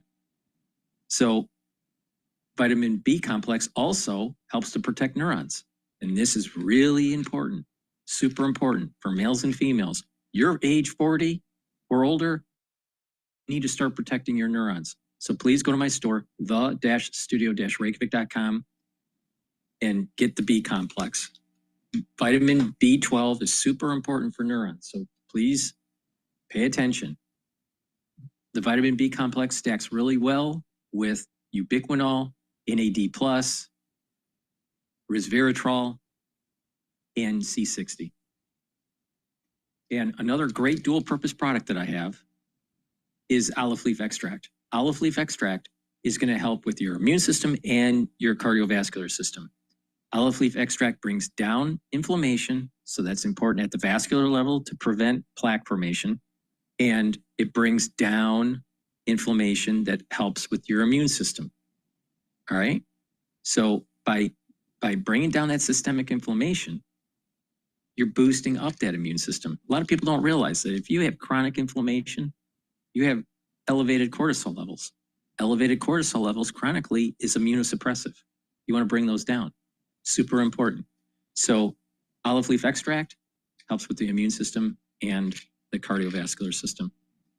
Also, olive leaf extract helps with your lipid profile by helping bring down the LDL levels and increase your HDL levels. That's super important because if you have less LDL, you have less LDL that's oxidized, that means you have less plaque formation. Please go to my store, the-studio-reykjavik.com. Use discount 5 and you get $5 off any order. Person's animal spirits. Breaking market headlines and corporate news from across the globe. Do investors like the M&A that we've seen? Are people just too exuberant out there? The window between the peak and cut changing super fast. Bloomberg Intelligence with Alex Steele and Paul Sweeney on Bloomberg Radio, YouTube, and Bloomberg Originals. All right, John Tucker sitting in for Alex Steele. I'm Paul Sweeney, live from the Bloomberg Interactive Broker Studio, streaming live on YouTube as well. Coming up in this hour, Sid Phillip, Bloomberg Deputy Team Leader for Global Aviation. They're going to talk to us about what's happening with Global and this crash in India, going back in crisis mode, it seems like. Dr. Ariel Cohen, Senior Fellow at the Atlantic Council, will give us his latest thoughts on Israel's attack on Iran. It is Friday. That means we talk municipal bonds. And then Vince Piazza, Senior Equity Analyst at Bloomberg Intelligence. He covers the global energy space. We'll get his thoughts on what this Mideast tension means for global oil. We've got oil higher, but well off some of the surge we saw earlier and last night. So we'll get the latest on how we should think about this global oil space. But right now, let's go to Charlie Pell and get a Bloomberg Business Flash. Thank you very much, Paul Sweeney. Indeed, right now we are looking at WTI, West Texas Intermediate crude, surging 5.7%. We'll have more on that in a moment. This Bloomberg Business Flash is brought to you by Commonwealth. Join over 2,000 independent financial advisors who are taking control of their growth with advisor-centric support and future-ready technologies. Grow on your own terms with a partner dedicated to your success. Go to commonwealth.com to learn how. Well, certainly a day of fast-moving developments out of the Middle East. We got you covered here at Bloomberg. S&P right now down 47, falling below 6,000 at 59.98. But perhaps the key takeaway at this hour, we are well off session lows. The S&P currently down by 0.8%. The Dow down 570, down 1.3%. NASDAQ lower by 176, a drop there of 0.9%. The Bloomberg Mag 7 index down 0.7%. The 10-year 4.40%, with the 2-year 3.96%. Spot gold up $41 the ounce, surging 1.2%. 34.27 right now on spot gold. And West Texas Intermediate crude, major move there, up 5.7%, 71.92 right now for a barrel of WTI. Well, as for the White House and developments in the Middle East, Tina Fordham is founder and geopolitical strategist at Fordham Global Foresight. She was interviewed this morning on Bloomberg Surveillance. For investors that are having flashbacks to the last round of Iran-Israel tensions in 2024, we're in a really different environment. At the moment, it looks like the White House is trying to give the impression that they were on board with these attacks, when almost everything that we're hearing is that the White House was cautioning Netanyahu not to go for it. Tina Fordham of Fordham Global Foresight interviewed this morning on Bloomberg Surveillance. Airline stocks lower right now. Case in point, UAL among the domestic names with significant overseas exposure. United down 3%. We've got American AAL on the ticker there, down 3.7%. Delta tumbling by 2.6%. Oil stocks right now higher, along with the price of crude. ExxonMobil up 1.1%. BP, the ADR is up 1%. Chevron up 0.1%. Also, defense stocks advancing. Case in point, Lockheed Martin right now up 3.5%. RTX up by 2.4%. Keep it locked into Bloomberg Radio for the latest on these fast-moving developments out of the Middle East. I'm Charlie Pellet, and that is a Bloomberg Business Flash. All right, Charlie Pellet, thank you so much. We appreciate it. Charlie reported we have a sell-off in place in the markets today. Let's take a look at some of the stocks on the move today. I'm Paul Sweeney alongside John Tucker, and we're joined by Bloomberg's Christina Aquino. Christine, what are you looking at? Well, let's talk about Lockheed Martin since Charlie Pellet mentioned that. So ticker LMT, again, shares up 3.5% at the moment. And that's interesting because, earlier this week, that stock was not doing well because there was a report the Department of Defense will cut its order of F-35s by half. But then on Thursday, we did get some findings from the Congressional Budget Office saying that the operating and support costs of F-35 fighter jets have stabilized. And that was in response to President Trump's order in April to review all major defense acquisition programs. So that was probably helping Lockheed a little bit. And of course, Middle East tensions always boost to defense stocks. I love the F-35. That looks really cool. I love to fly that thing. What else we got? Very patriotic. Awesome. You might see one tomorrow on the parade. Yes, that's exactly. Right. Make sure you watch that. But yes, otherwise, we are looking at Oracle as well. That's ticker ORCL. And that stock up really nicely today, more than 5% at the moment. And, we're seeing Oracle being raised to outperform from market perform at BMO Capital Markets. That's after shares hit a record high this week following the software makers results, projecting a 70% gain in cloud infrastructure sales this fiscal year. So this week, Oracle shares up 20%, and that is the biggest gain since April 2001. Boom. And I remember April 2001 very well. 52-week high today for Oracle. So how about that? All right, look at the Dow. It's off 525 points, 1.2%. Biggest driver of that downside is Visa. What's going on with Visa? Exactly. Visa, ticker V, and we're seeing those shares down just about 6% at the moment. So bearing some losses here, but still very much in the red. And that is because we have a Wall Street Journal report saying that there are large merchants, including Walmart and Amazon, that are exploring how to issue or use stable coins to bypass the traditional fees of card-based systems. Now, yes, I know you're groaning, Paul, because of course, some analysts pointing out that this is going to be a long uphill battle in terms of adoption, but we do have KBW analyst Sanjay Sakrani saying that, of course, these initiatives could put pressure on the economics of card fees over time. Stablecoin replacing cards?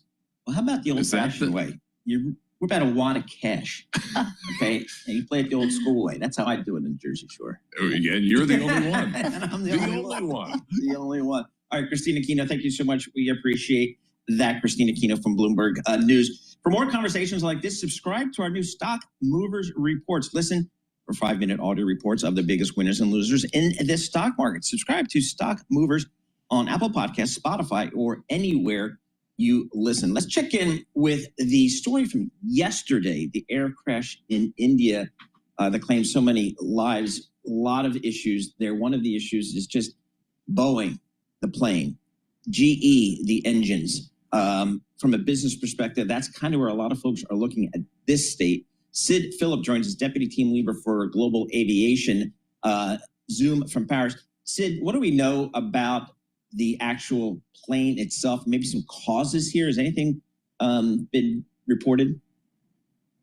So far, there hasn't been much in terms of causes. I mean, so far we understand that investigators are combing through the wreckage to determine really what caused that crash, and it killed all but one person on board, so 241 people. The fact that somebody walked away from that is absolutely a miracle. I can't wait to see the reporting on that. So has Boeing said anything? What's Boeing said since? Boeing's actually it hasn't said a lot.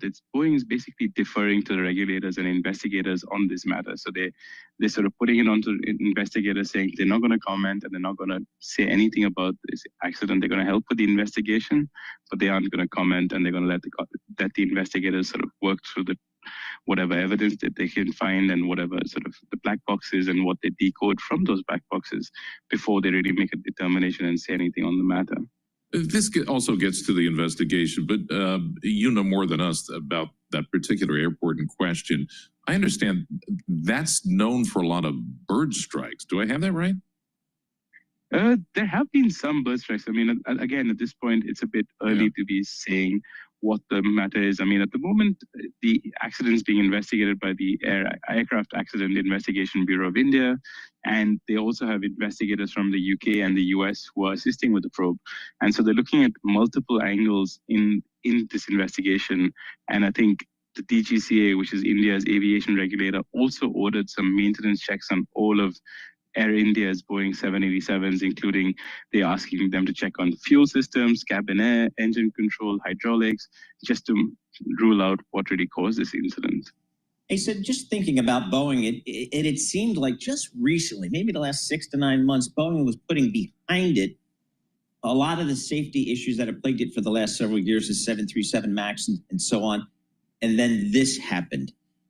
What's the feeling within Boeing about kind of where they are in terms of getting back some of their engineering chops, their safety chops, getting production levels back up to where they need to be? What do you think the view is from Boeing? So Boeing, Boeing obviously has been working on improving their quality systems. They have a new CEO, Kerry Ortberg, who is sitting there, who has basically been working on improving quality and making sure that the company can actually ramp up production and ramp up safely. And so that's what they've been ramping up. And they've sort of just reached a key milestone on the 737 MAX, which is separate from the jet that actually crashed in India. And that jet is the one that had those 2 fatal crashes in 2018 and 19, and also the door plug falling off last year. And so they've ramped up production on that. They've sort of got to the FAA mandated level of 38 a month. And so they are in the process of sort of shoring up their company, shoring up their balance sheet. And this will be a sort of blow to that effort. And this will sort of force Kelly Ortberg, the new CEO, to sort of, again, go back into crisis mode. And I mean, he isn't going to be attending the Paris Air Show, which starts next week. He's decided to skip that along with Stephanie Pope, who leads the commercial unit. Yeah, I was kind of curious how that proceeds. Arguably, the Paris Air Show is what? That's the biggest event on the aviation calendar, isn't it? It is the biggest aviation event, typically where airlines splash out on big orders. There's lots, it's very celebratory. That's where airlines sort of talk about their future fleet plans, and aircraft manufacturers, including Airbus and Boeing, show off what their latest products are and all the innovations and developments that they have. So where is Boeing in terms of, like, a lot of folks tell me, hey, if you're looking at Boeing, the only thing you really need to focus on is how many 737s are they getting off the line every month? Where are we right now, and where do they want to go? At the moment, we're close to the FAA mandated limit of about 38 a month, and they have talked about getting beyond that to about 50 a month, but that is long term. It's not yet not a near-term consideration, but that's basically where Airbus, which is Boeing's direct rival, makes about 60 A321s, which compete with the 737 MAX. They make about 60 a month, and they have an ambition of reaching 75 a month by 2027. Tell us about GE, the engines in question, and does Boeing, is GE just one of the many suppliers of engines for Boeing?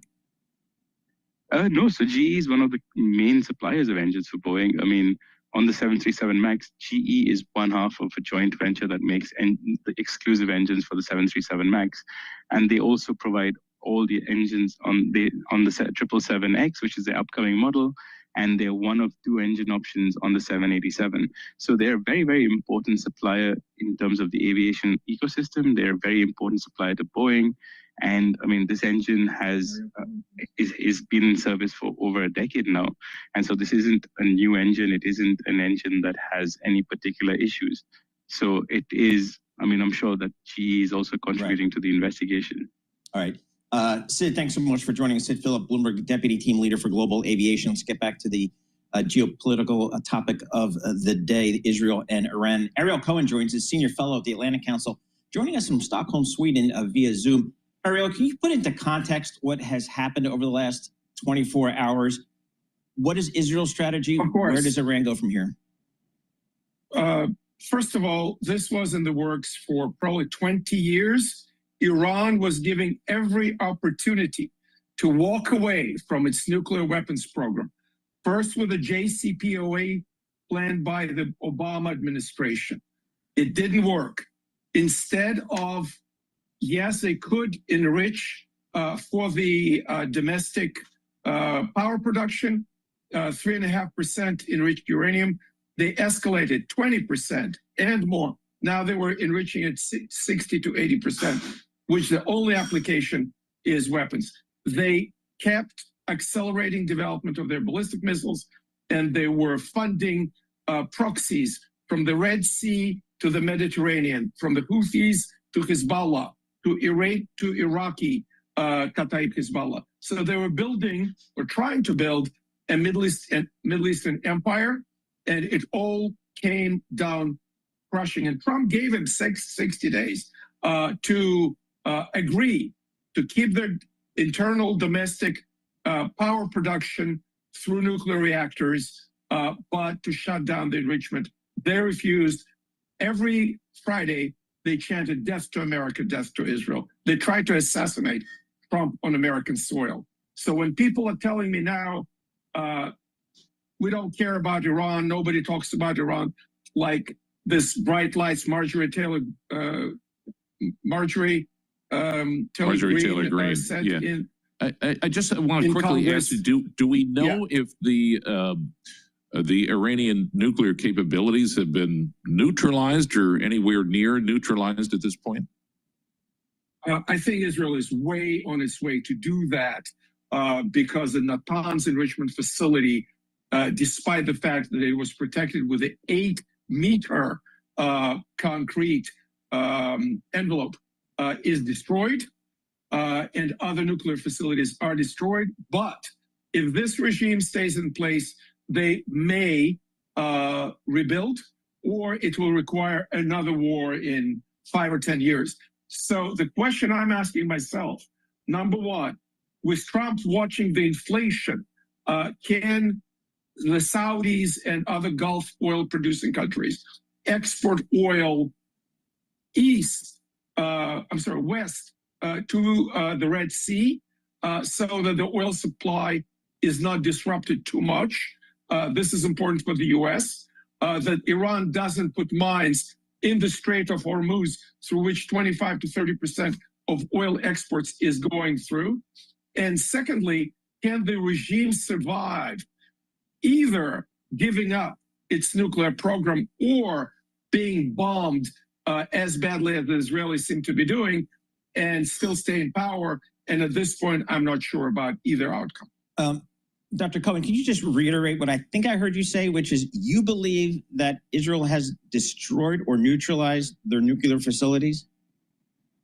Indeed. The main enrichment facility was in Natanz. Israel is also destroying or destroyed most of the massive ballistic missile arsenals. Just the other day, we saw that Iran was buying enough materials and precursors to build 10,000 ballistic missiles over a period of 3 years from China. Apparently, this is also a target. It may not be fully destroyed yet because we're barely 24 hours into the operation. But in terms of the success of taking out the leadership of the Iranian Air Force, the head of the Iranian Revolutionary Guard commanders, what will happen in the next couple of weeks? We're going to have to leave it there just because of time. We really appreciate getting a few minutes of your time. Dr. Ariel Cohen, Senior Fellow at the Atlantic Council, joining us via Zoom from Stockholm, Switzerland. Stocks kind of coming back just a little bit. S&P down 42 points. We'll have more coming up. This is Bloomberg. Please go to my store, the-studio-reykjavik.com, and get the probiotics. You can get it in a powdered form or a veggie cap form. And probiotics are really important as a foundational piece. It stacks really well with the multivitamin. And by taking a good probiotic, you're going to improve your skin, your hair, your nails, but also your gut biome. And by improving that gut biome, you're going to be bringing down inflammation. You're going to be able to absorb your nutrients better. The communication between your gut and your liver will be improved, and your gut and your brain. You'll be able to concentrate. You'll have less brain fog. You'll sleep better. And you'll have a thicker mucosal lining in your gut. in the inner lining of your gut. And by having a thicker mucosal lining, your metabolism will be better because the gut biome will have the proper concentrations of microbiota, and your IgAs will increase. That will help with your immune system. So please go to my store, the-studio-reykjavik.com, and get the very high quality probiotics that I offer. Use discount 5 and you get $5 off any order.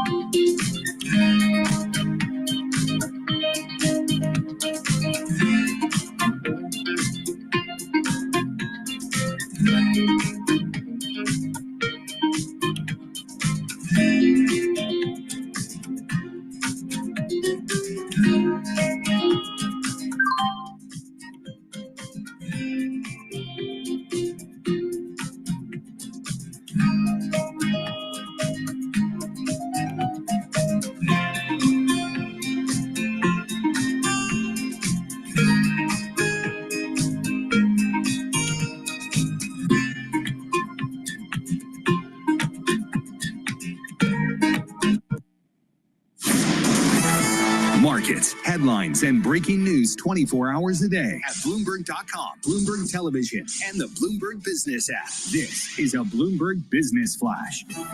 It's 11:21 on Wall Street. We do check markets all day long here at Bloomberg, and this Bloomberg Business Flash is brought to you by Oracle. Attention growing businesses, Oracle's offering to cut your current cloud bill in half if you move to Oracle Cloud Infrastructure for new U.S. customers with minimum financial commitment. See if your company qualifies at oracle.com/Bloomberg. Stocks lower across the board, a rush to safety sweeping global markets. We are, however, off session lows after Israeli airstrikes on Iranian nuclear targets. Oil notching its biggest moves as traders stay on edge for signs of an escalating confrontation. Keep it locked into Bloomberg Radio for the very latest on these fast-moving developments out of the Middle East. Equity markets lower, but the S&P now back above 6,000 at 6,006. The S&P down 38, down 0.6%. The Dow down 489 now, down 1.1%. NASDAQ down 0.7%. The 10-year 4.41%, with a 2-year that's yielding 3.96%. Gold is surging 1.2%, 34.28. West Texas Intermediate crude now up 6.5%, 72.48 a barrel. Consumer sentiment, as measured by the University of Michigan, rose by the most since January 2024 as concerns about the economy eased and short-term inflation expectations showed a marked improvement. Joanne Chu is director of surveys at the University of Michigan. And our John Tucker asked the question, just how much do the confidence numbers matter given overnight developments in the Middle East? Well, there's a lot going on in the world right now, and in terms of how consumers react to global events in the Middle East, where we can wait until the final reading for June.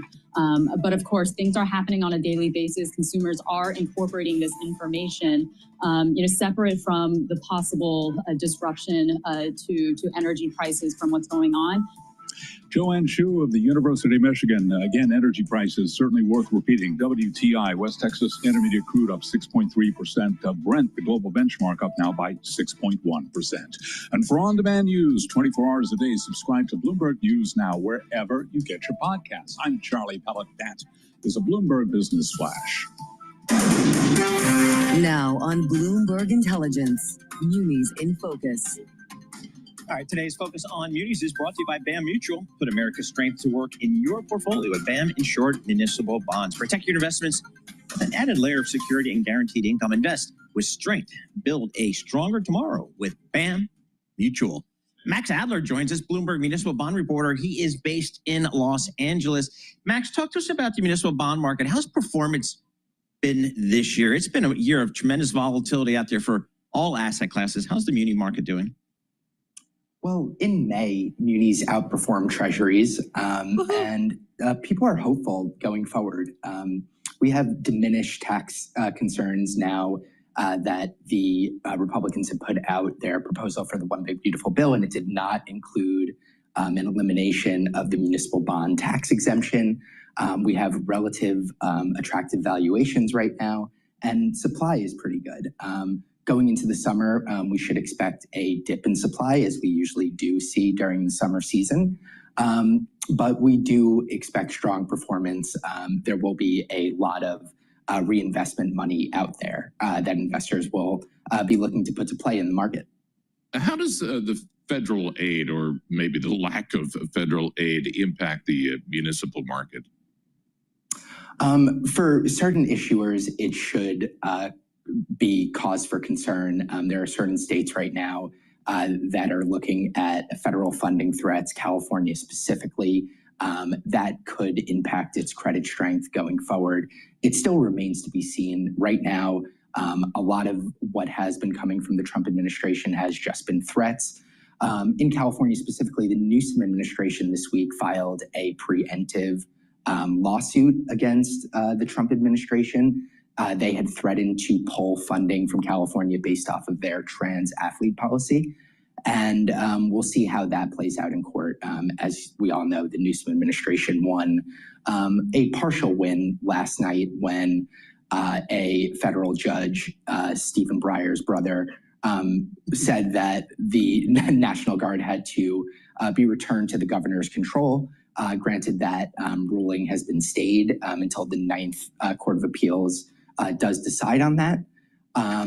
But it's looking hopeful for California right now. Newsom did go out last night and celebrate it as if it was a win. On Twitter, he was posting videos of the Death Star being blown up as a metaphor for what he thinks was a big win in court yesterday. So, Max, you're based in Bloomberg News' Los Angeles bureau. You're right there on the front line, so to speak. From a municipal bond perspective, given some of the unrest we're seeing in Los Angeles, given some of the, I guess, the pushback from President Trump against Governor Newsom, has that affected either how California's municipal bonds trade, or has it affected any kind of new issuance? Has it any impact so far? Los Angeles County came to market this week with a $700 million sale. 1-year yields on that were elevated above the AAA curve right now. So it is having a little bit of an impact, but generally because of tax policy in California, there is such strong demand for California paper that it has tended to perform relatively well, regardless of the funding concerns that are popping up and regardless of some of the protest turmoil and ICE-induced turmoil that we've seen over the last week. All right, Max, thanks so much. Appreciate it. Max Adler, Bloomberg Municipal Bond Reporter, joining us from our Los Angeles bureau, which is a phenomenal office space. The first one I visited was a little substandard by Bloomberg standards. I went back 6 months later. They'd moved into new space. Unbelievable. Based Century on your City. Complaints? Yes. Oh, I definitely. I do have a story about that. Thanks, I think I offended the person who was responsible for our office space by saying they have the easiest job in Bloomberg because they just go into any city in the world and say, I want the best building in the best neighborhood. Yeah. And I want office space there. And that's what we do. So then it seems like everywhere I go, Bloomberg offices are better than Index. So they do a great job for those folks who get us our office space. Let's turn back to the energy complex here. WTI crude oil up about 6%. I think that's good for my friends down in the oil patch. And again, I watch Landman, so I know all about that business. Vince Piazza joins us. He actually is an expert. Bloomberg Intelligence senior equity analyst covering the oil and gas space here. Hey, Vince, when you see price moves here in crude and in gas, how do your energy companies kind of view this? It's just kind of a short-term blip, and there might still be oil pressure on the way down. How do you guys think about it? Well, when you think about the reason behind it, the geopolitical risk premium has now been re-injected into the marketplace because of Israel striking Iran and the retaliation that's likely to occur. If it's a shorter term scenario, then that risk premium will get diluted. But I think in this case, it just feels different. So that risk premium may stick around for longer. Now, we've come off the highs of today, and I think that's a positive. What is interesting, though, Paul, is that the WTI Brent spread, that differential between the Brent price and the WTI price has tightened, which means that WTI barrels are being bid in order to receive some type of stable supply from a friendlier region of the world. What will dictate this going forward is if it entangles other proxies. So if this escalates and accelerates across the region, then that risk premium will get rebid. I'm less concerned about facilities on land and more concerned about the shipment of hydrocarbons, the shipment of molecules, and if shipping lanes will be disrupted. Iran from time to time has dictated that it would shut down the Strait of Hormuz, which is a major choke point in the shipment of molecules around the world. It is an extremely important passageway for roughly 20-25% of LNG flows, roughly 30 some odd percent of oil and product flows. Shutting that down or any higher risk to shipments, that will rebid that risk premium, and it will become much more permanent.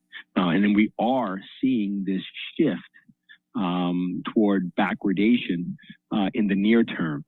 So we need to be very careful on how that plays out over the next month or so. Keep in mind, very important fact here is that this is occurring right around the time of summer drive season too. It is one of the true demand periods for gasoline, on-road gasoline. Folks like us like to get in on the road and take our vacations.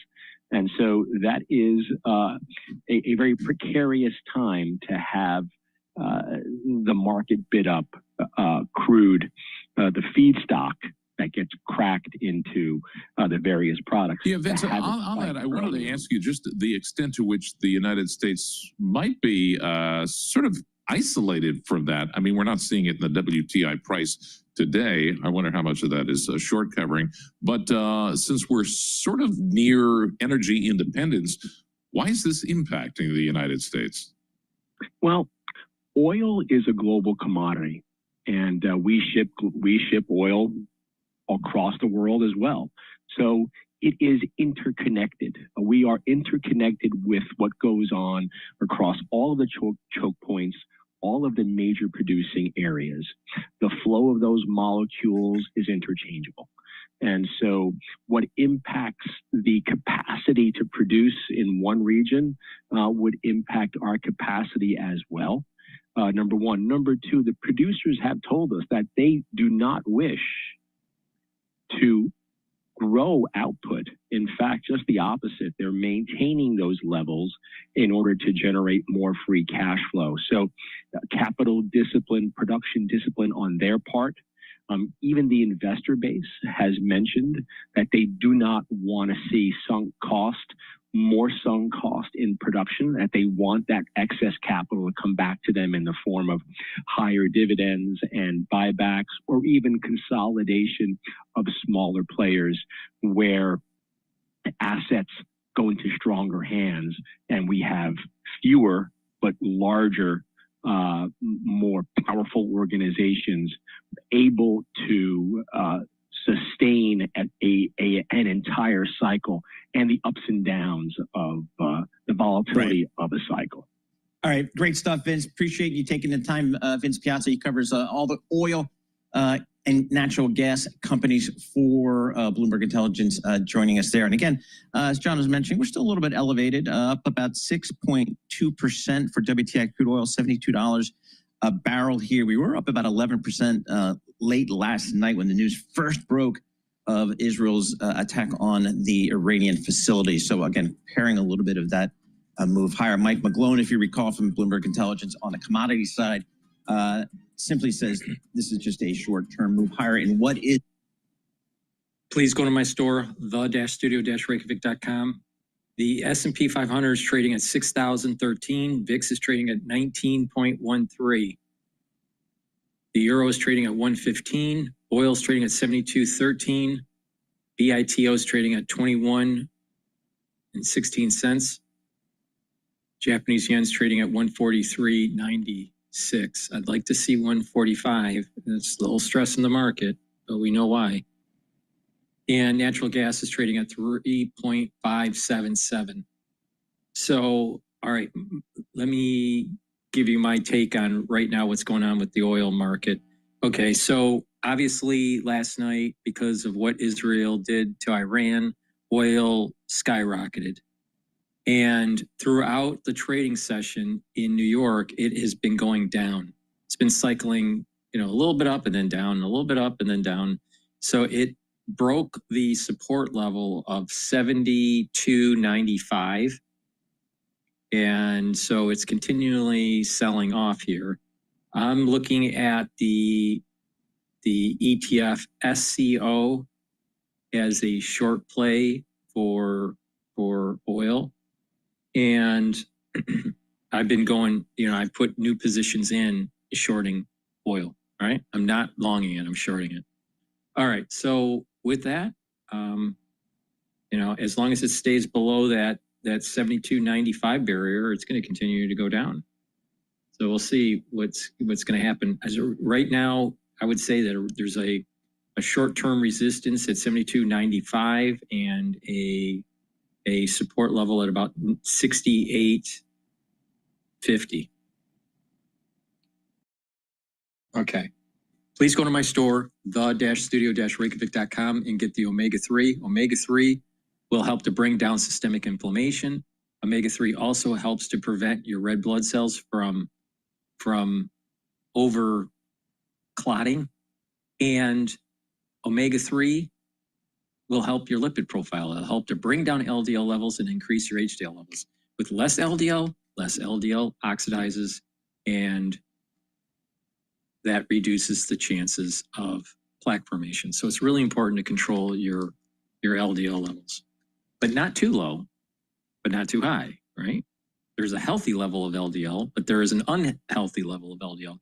And so when you have inflammation and the unhealthy level of LDL, and you have a lot of free radicals, you'll have that oxidation and a plaque buildup.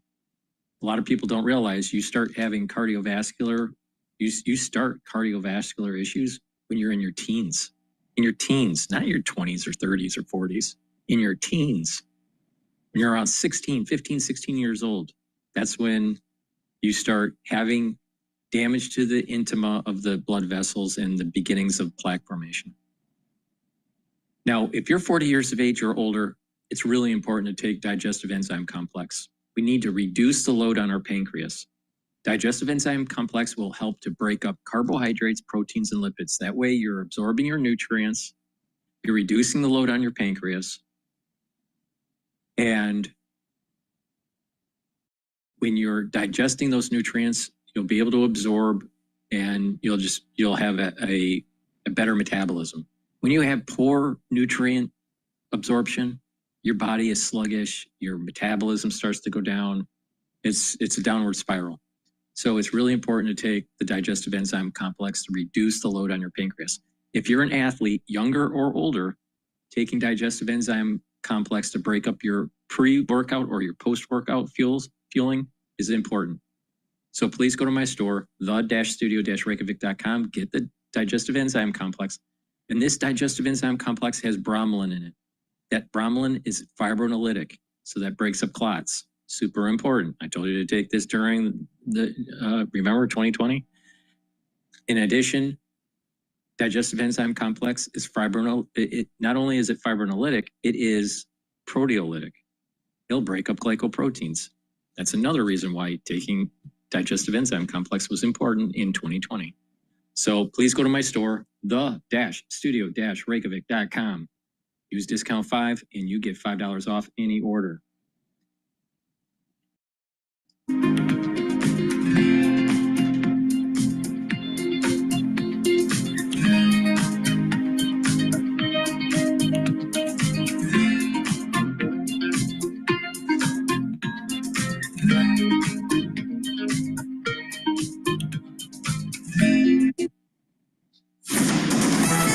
Markets, headlines, and breaking news 24 hours a day at Bloomberg.com, Bloomberg Television, and the Bloomberg Business app. This is a Bloomberg Business Flash. It's 11:40 on Wall Street. We do check markets all day long here at Bloomberg. Stocks are trimming declines. Oil traders, however, remain on edge. Right now, we have got Brent, the global benchmark, up by 5.8%. West Texas Intermediate crude surging 6%. Stocks are well off session lows, but still a down day with the S&P right now down 33 points, a decline there of 0.6%. Traders and investors monitoring developments out of the Middle East. Keep it locked into Bloomberg for the very latest, with the Dow down 472, now down 1.1%. The NASDAQ Composite Index down 0.7%. Again, the S&P down 0.6%, putting it all in context. The 10-year 4.42%, with the 2-year 3.96%. Gold is now surging 1.1%, 34.24 the ounce. And again, West Texas Intermediate crude now up 6%, WTI 72.14 a barrel. Business executives around the globe are monitoring developments in the Middle East. Jim Farley is the president and CEO of Ford Motor, and he spoke this morning with Bloomberg's Matt Miller at Le Mans. It's a really important region for us. We're watching Turkey as well. We have a huge operation in Turkey. We export all the way through Europe and the UK. So far, so good. But it's clearly a concern for all of us in business.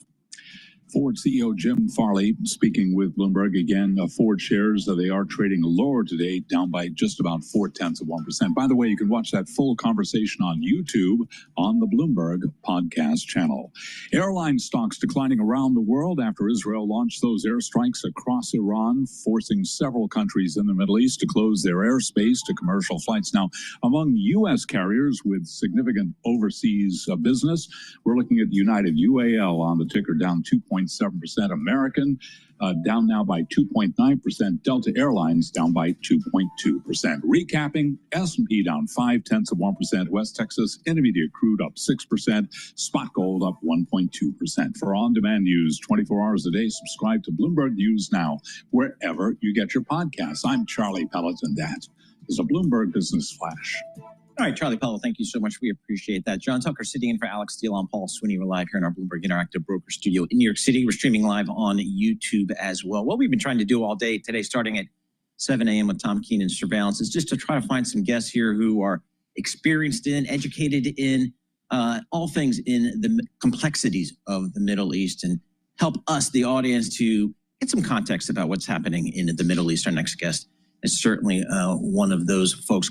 Aaron David Miller, Senior Fellow at the Carnegie Endowment for International Peace, joining us from Washington, D.C. via Zoom here. Aaron, we've had Presidents Biden, Presidents Trump urging Israel to have restraint, particularly as it relates to Iran. But I guess today Iran said, hey, the risks to us are just too high. Iran is making too much progress on the nuclear front. We had to act. What kind of context, or how do you view what happened last night? It's a long movie, guys, and thanks for having me. First of all, I think the Israelis acted in large part because you have an Israeli prime minister who is now very risk-ready. His lifelong mission is to free Israel from the shadow of an Iranian bomb. And the Israelis, not just the prime minister, get behind this idea of the Begin doctrine. You know that in the summer of 1981, then Israeli Prime Minister Menachem Begin went after the Assyrian reactor in Iraq and destroyed it. The Americans destroyed the reactor again, by the way, during their campaigns in Iraq. This is during the Reagan administration, and Reagan was not very happy with the Israeli decision. He later came to regret it, though, and agreed with Begin that getting rid of the reactor was a wise move. In this case, I think the first Democratic and Republican president ever did not communicate in a unmistakable way to the Prime Minister of Israel. And they talked on Thursday. We're not sure what the conversation was before these strikes last night and this morning. They, let's put it this way, Donald Trump did not say no. Had he wanted to say no, he could have brought to bear an enormous amount of leverage and pressure to dissuade the Israelis from not striking. So I don't think that conversation was necessary. He may have had doubts, but I think in the end, he simply enabled, exceeded, and acquiesced in the prime minister's decision. And remember, the negotiations were supposed to resume on Sunday in Oman, and yet the administration kept saying right up to the end, 5 hours before the strikes, the president tweeted on Truth Social that he hoped there would be a diplomatic ending to this. So the administration cooperated with this ruse. And right now we are where we are. We're waiting for the Iranian response. It could be weeks before it occurs. They're clearly knocked off balance. Much of their general staff has been eliminated. Former head of the Iranian Revolutionary Guard eliminated. Chief of staff of the Iranian military eliminated. The Israelis are still ongoing now, striking ballistic missile sites, UAV sites, drone sites, in an effort to repress and suppress whatever remains of Iran's air defense. There will be an Iranian response. It may be asymmetrical, using terror against Israeli or Jewish targets. There's a history there. It could be a while. And then you raise the question, or I'd raise it, what are the Iranians going to respond to? Will they confine their strikes to to Israel proper? Or are they going to go after American assets in the Gulf or in Iraq or in Syria or oil infrastructure in Saudi Arabia? I would bet, given how weak and vulnerable the Iranians are, they'd probably, at least at this stage, confine their response to Israel. Secretary Rubio said this was a unilateral action. Then we got a tweet or something on social media from the president that said, among other things, the next attack being planned will be, quote, even more brutal. It begs the question for me, what is U.S. foreign policy with respect to this? Well, I think the president had made a judgment. He obviously argued the Iranian negotiations were not producing. He gave them 2 months to reach an agreement, which is an unrealistic deadline, to be sure. That deadline was reached June 11. That Thursday overnight, Thursday, Friday morning, they attacked. So no, I think the administration rode the tiger of what the Israelis now have in this region, which is an escalation dominance. They've essentially hollowed out Hamas as a military organization. They basically decimated Hezbollah. Hezbollah issued a statement saying, remarkably, they would not initiate any activity in response to what the Israelis have done. So I think that right now, the NSC, president's chairing an NSC meeting. I'd say the priorities, you asked me what U.S. foreign policy will be. In this case, I think there are 3 or 4 issues. Number one, protect Americans. Make sure that the sites that are vulnerable are as hardened as they could be. Number 2, prepare for a significant defense, assistance of Israel, help the Israelis multi-layer their own defenses, as the Biden administration did, in response to the Iranian attacks last year in April and October. That's number 2. Number 3, coordinate regional defense. Unnamed Gulf countries in April and October helped both intelligence-wise and participation in an air and missile defense shield, remarkably supporting Israel in the face of that Iranian attack. Jordan shot down drones in last April and October, and the U.S. deployed F-15 specially equipped with interceptors to protect and help the Jordanians in airspace. The final piece of what policy would be, are they looking for a way to de-escalate? Will they try and push, I doubt for something in the Security Council, but some sort of initiative that would try to get the Iranians back to the negotiating table? That's going to be a very heavy lift, though, guys. I mean, the Iranians invested $5 trillion over time in this nuclear program. They are humiliated. They are embarrassed to the extreme. So I think we're talking about the beginning of a very long and very difficult Israeli-Iranian confrontation. Aaron, thank you so much for joining us. Really appreciate getting a few minutes of your time. Aaron David Miller, he's a senior fellow at the Carnegie Endowment for International Peace in Washington, D.C., joining us via Zoom. I'm looking at these markets here. They continue to creep back just a little bit. S&P 500 is now down 24 points. That's 0.4%. We were down more than 1%. So the S&P 500 is at 6,021, and the VIX is at 1895. So VIX is going down, and the equity market is going up. Oil is trading at 72.11. I put it in a new. I put in a short position this morning, closed it out, waited a little bit, and I put it in a new short position. So I'm just going to keep on shorting this damn thing until the cows come home. And then the BITO is trading at 21.18. Bitcoin's having problems. Bitcoin is having problems staying above, staying at that 110 or above mark. And here is another proof positive that Bitcoin is not a safe haven for value. Now, it moves a lot. So the best way to do it is to long it and short it. And you long it by using BITO and you short it by using BITI. Japanese yen is trading at 144. I want to see it at 145. There's a little bit of stress in the international markets, but that's because of Israel's strike on Iran. And the Euro USD is trading at 115. So basically, the dollar has weakened a little bit. Treasury prices are down. The 10-year price is down, so the 10-year yield is up. And that makes sense with equities having problems earlier in the session. Please go to my store, the-studio-reykjavik.com, and get this stack here. And this is going to help with your cardiovascular health and for your immune system. Lignans. It's a powder. You mix it with soft foods or filtered water. This will help bring down inflammation, soak up free radicals, and it will help with your immune system and your endocrine system. It's part of the third pillar that will help with the immune system and your vascular system. Now, when you stack it with ashwagandha root is a supplement that will bring down cortisol levels and help to control blood glucose levels. That will bring down inflammation, super important for vascular health and for your immune system. And the turmeric soaks up free radicals, brings down inflammation. So when you stack the turmeric, the ashwagandha, and the lignans together, this is a powerful stack to help with your immune system and vascular system. And you're soaking up free radicals, slowing down the aging process. So please go to my store, the-studio-reykjavik.com. Use discount 5, all caps, discount 5, and you get $5 off any order. And when you use these products on a regular basis, what you're going to do is see in the mirror over time, you're actually aging slower.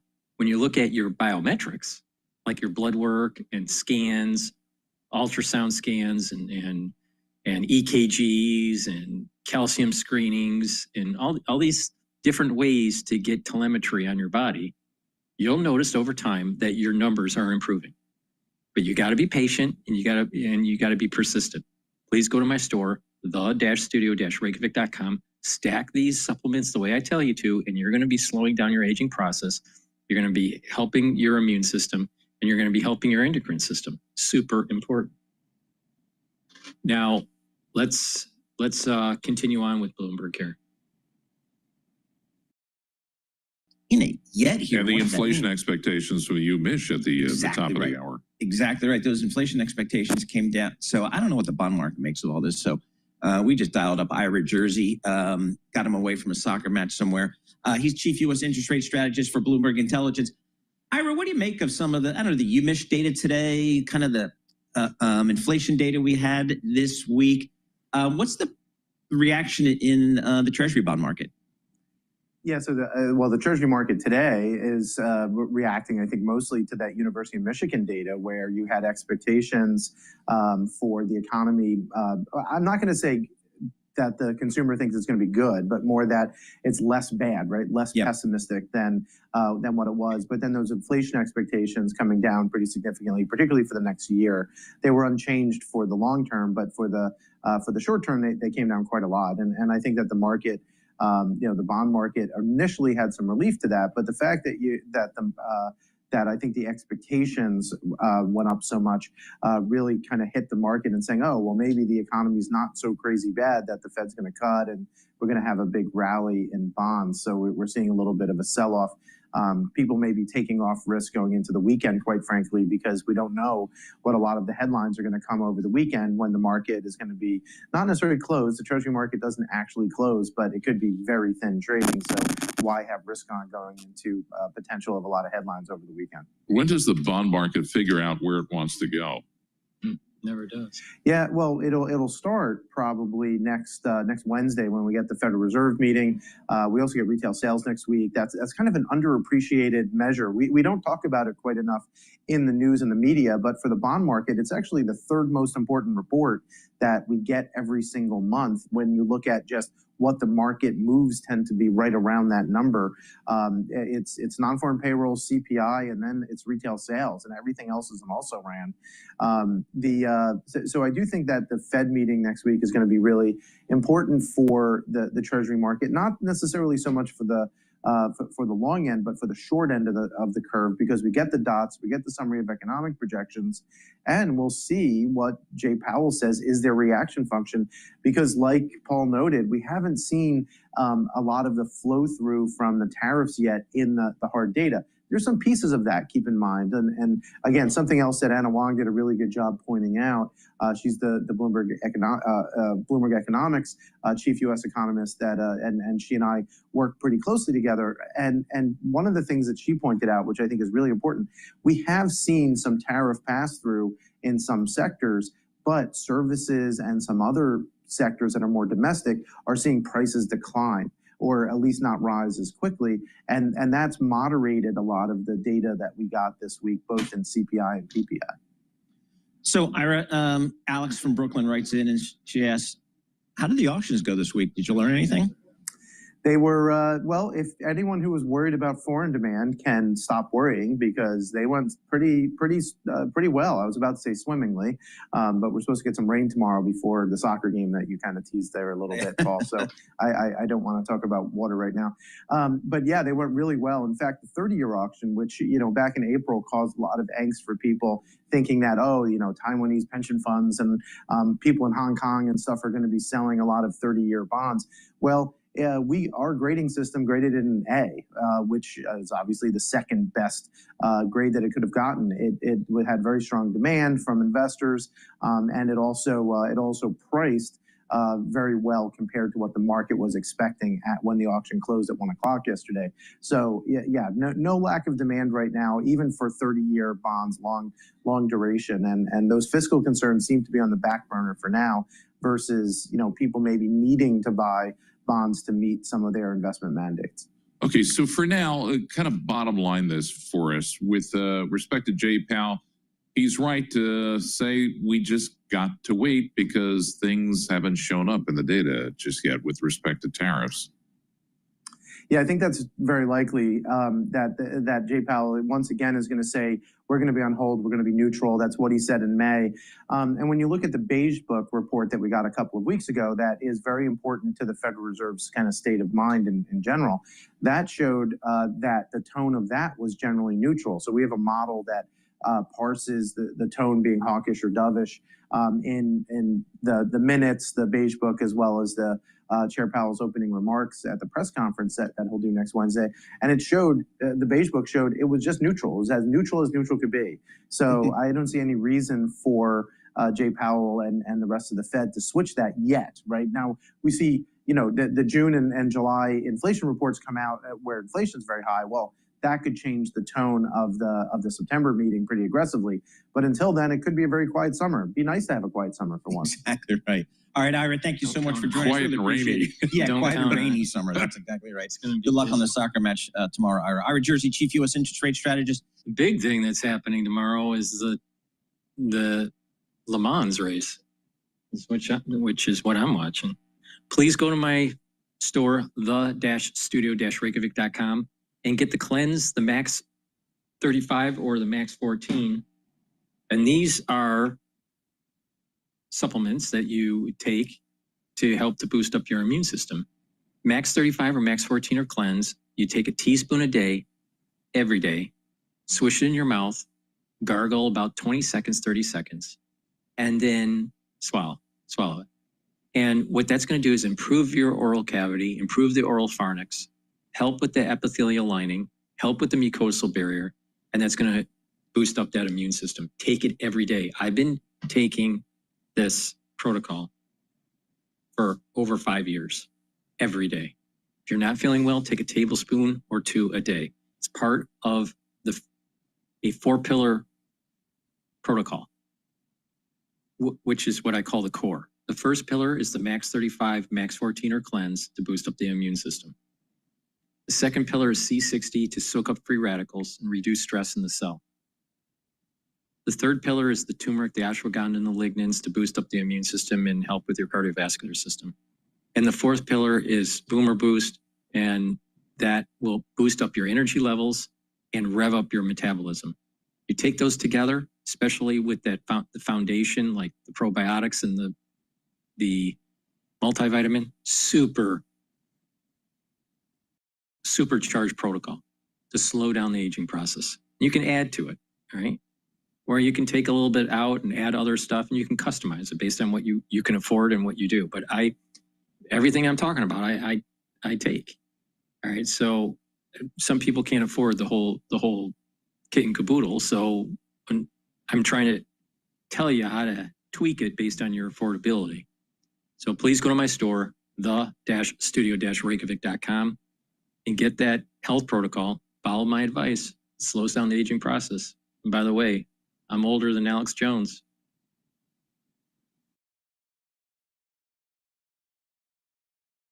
And will protect federal property and personnel as a court battle plays out. A federal judge issued a temporary restraining order on Thursday telling President Donald Trump to return control of the federalized National Guard back to California. Then the Trump administration filed an appeal to a higher court, a final decision expected next week. Meanwhile, in downtown Los Angeles, since LA Mayor Karen Bass issued a dusk to dawn curfew, the streets have been peaceful.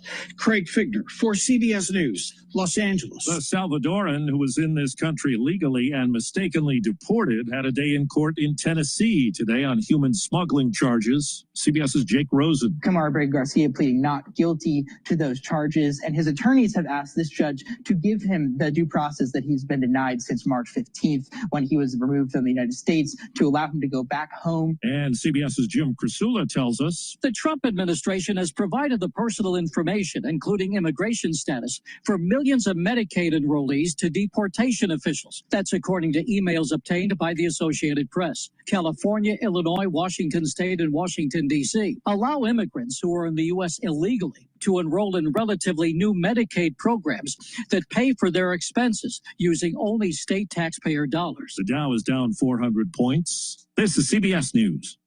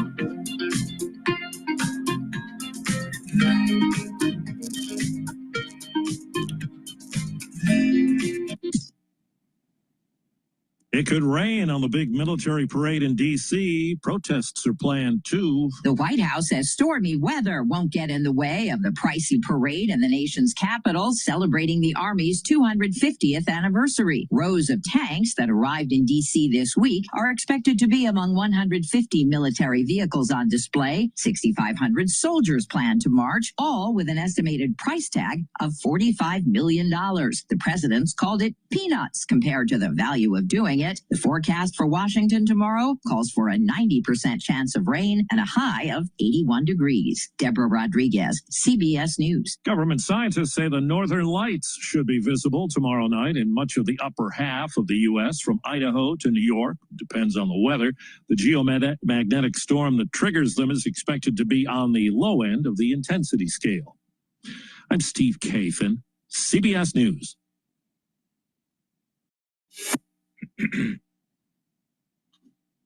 Just to give a little bit of an update on the oil price for WTI, oil is now trading at $71.74 a barrel. If you listen to me, and when the market opened up at 9:30, oil was approximately, at 9:30, it was approximately 72.89. It's now trading at 71.69. And like I said, short it. So if you listened to me and you did that, you would have made money. All right. Let's go to Bloomberg. I'm sure Alex Jones said, oh my God, it's the end of the world. Oil is going to go to 100. In the oil space, and we start right now with the markets. Charlie Pellet is at World Headquarters in New York. Charlie? Hi, thank you very much, Joe Matthew. Indeed, fast-moving markets. Keep it locked into Bloomberg for the very latest balance of power. We got you covered out of D.C. right now. Joe mentioned oil. West Texas Intermediate crude surging 5.4%. Brent, the global benchmark, also up by 5.4%. Equity markets, Laura, right to the numbers with the S&P down 26, holding above 6,000, well off session lows, 6,019 where we stand right now, down by about 0.4%. We've got the Dow down 418 now, down 1%. NASDAQ down 98 for the NASDAQ Composite Index, a drop there of 0.5%. The 10-year 4.42% with the 2-year that's currently yielding 3.96%. Spot gold up $39 the ounce, up 1.2%, $34.25. And again, West Texas Intermediate crude up 5.4% right now, $71.75 a barrel. Ellen Wald is senior fellow at the Atlantic Council, and on surveillance this morning, she explained what the concern is with oil. A lot of the reason that oil prices jump is this fear that Iran could disrupt shipping through the Strait of Hormuz because all of the ships have to go through Iranian waters to get out and also into the Persian Gulf. Ellen Wald of the Atlantic Council. Again, we do have crude oil advancing, surging now by 5.5%. Oil stocks also moving higher. ExxonMobil, case in point, up 1.4%. BP, ADR is up 1.7%. Chevron, just about unchanged. When they say it's moving up, they're talking about when the actual future market starts up relative to for yesterday. And yeah, it is up relative to yesterday. But the thing is that when the market opened for the cash market, it's been going down. It's been going down. That's the reason why I'm shorting it. And I'm going to short it until the cows come home. I'm telling you, that's how you're going to make money in this. About confirming what you heard here on this program at this time yesterday. As you may recall, our conversations with Natasha Hall at CSIS, with Michael Allen at Beacon Global Strategies. They told you this was coming. We just didn't know when. Of course, it would only be hours later we saw the headlines that, in fact, Israel chose to begin striking Iran, and they're not done.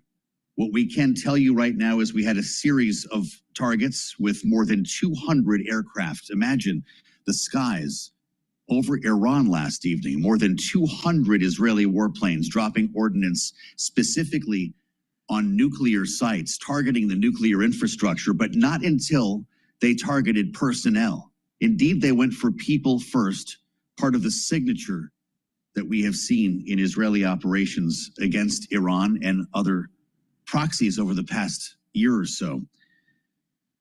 These attacks killed the chief of staff of the Iranian armed forces, the commander of the Islamic Revolutionary Guard.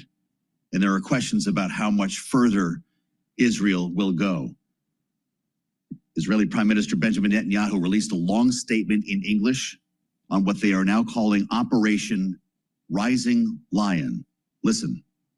Israel launched Operation Rising Lion, a targeted military operation to roll back the Iranian threat to Israel's very survival. This operation will continue for as many days as it takes. The lion, I had to reference this because I read this a while ago. The lion represents something Kabbalistically in the book of Genesis in the Zohar. The Zohar talks about different parshas for the different books of the Bible, the Old Testament. So in the Zohar, for Genesis, around, I want to say about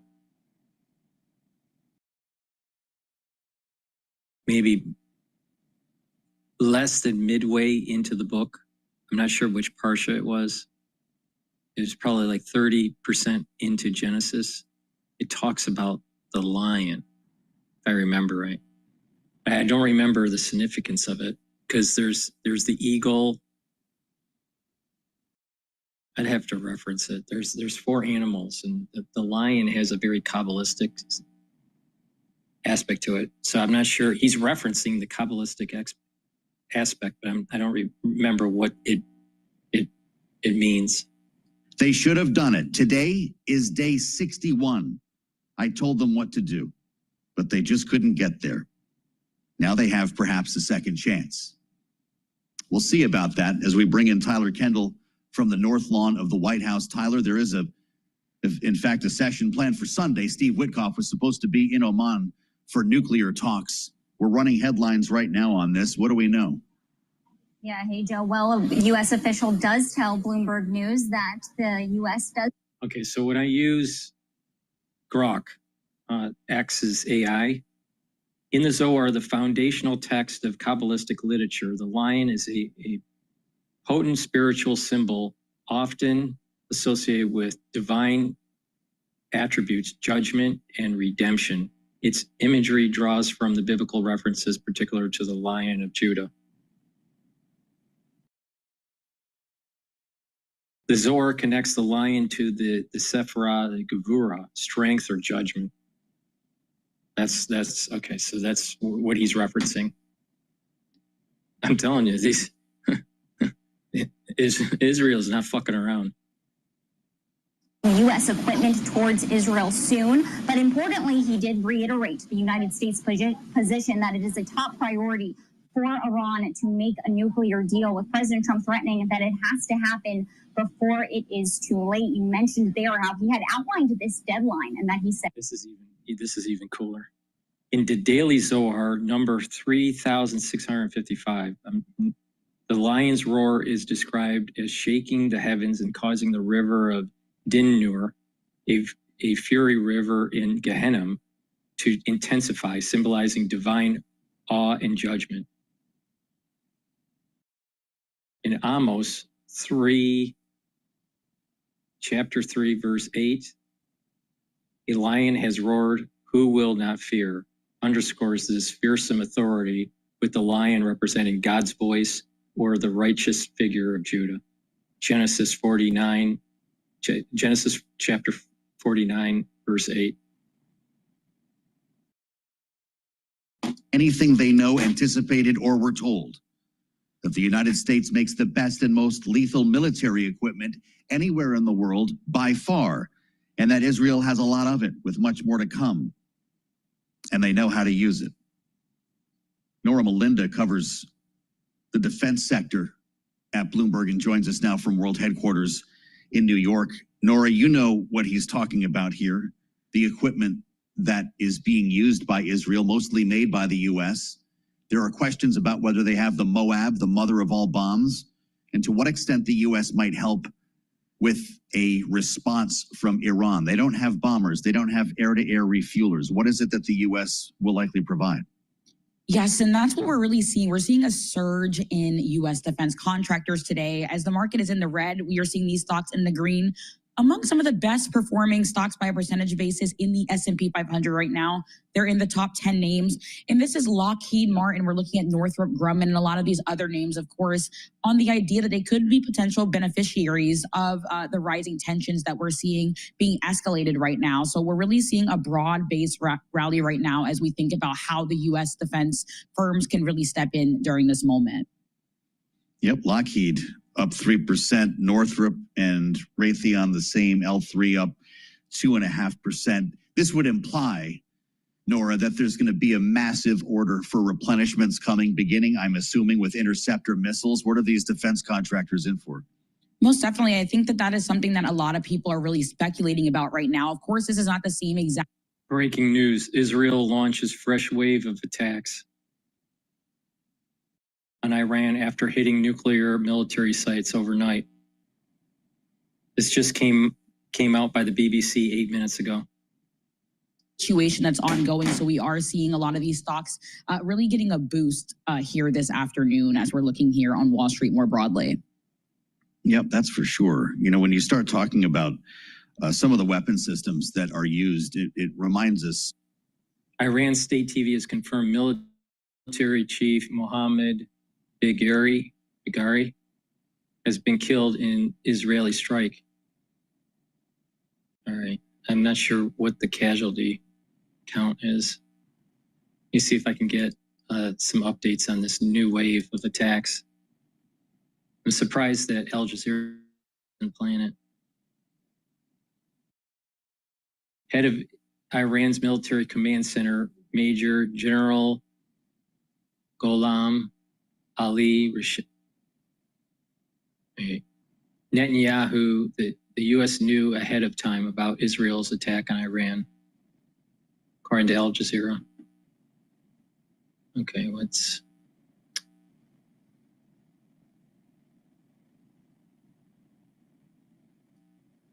There's no grand conspiracy. It leads to one person, the defense.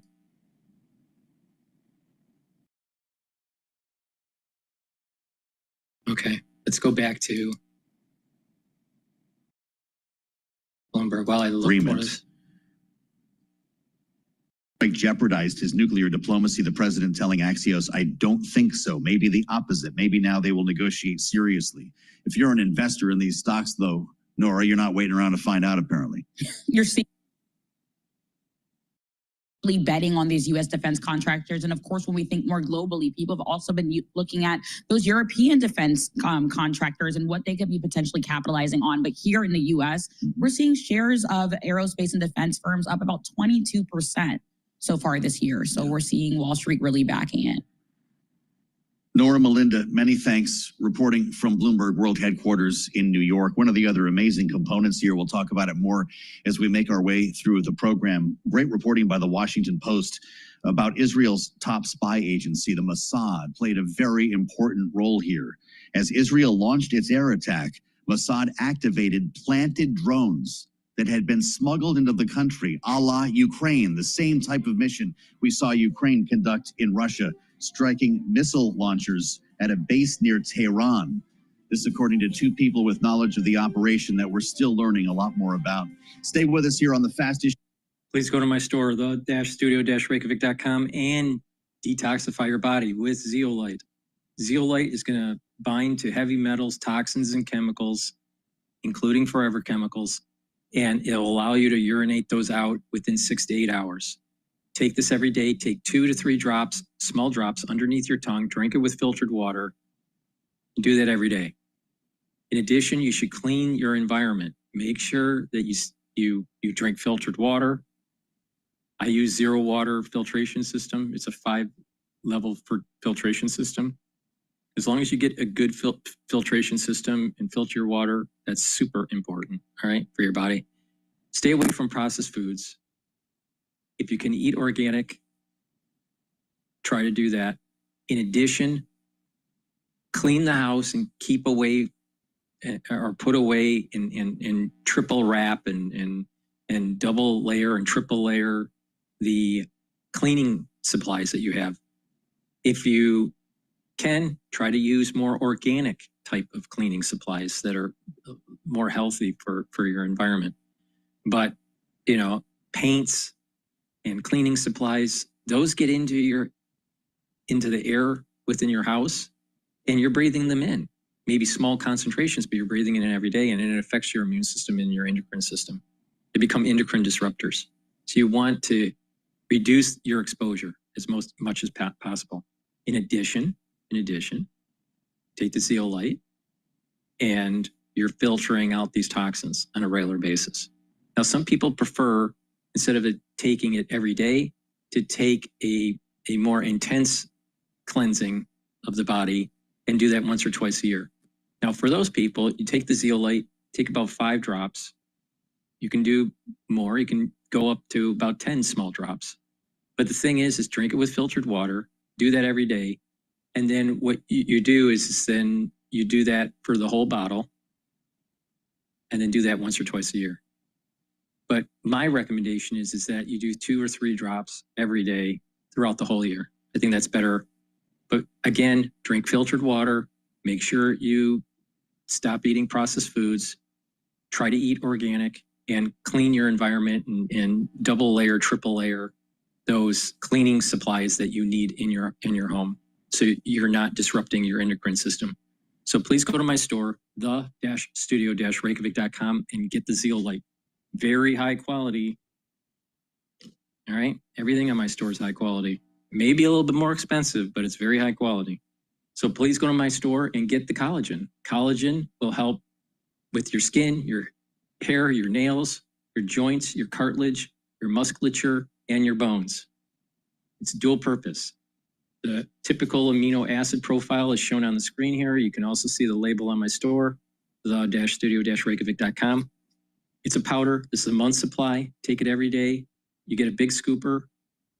Mix the powder in soft foods, filtered water, a smoothie, or milk, and take it every day. And you'll notice a difference in your skin and in the health of your joints.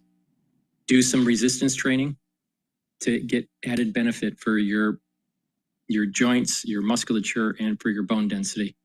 Please go to my store, the-studio-reykjavik.com. Discount 5. Get $5 off any order. Detoxify your body and improve your joint health. Get the collagen and get the zeolite.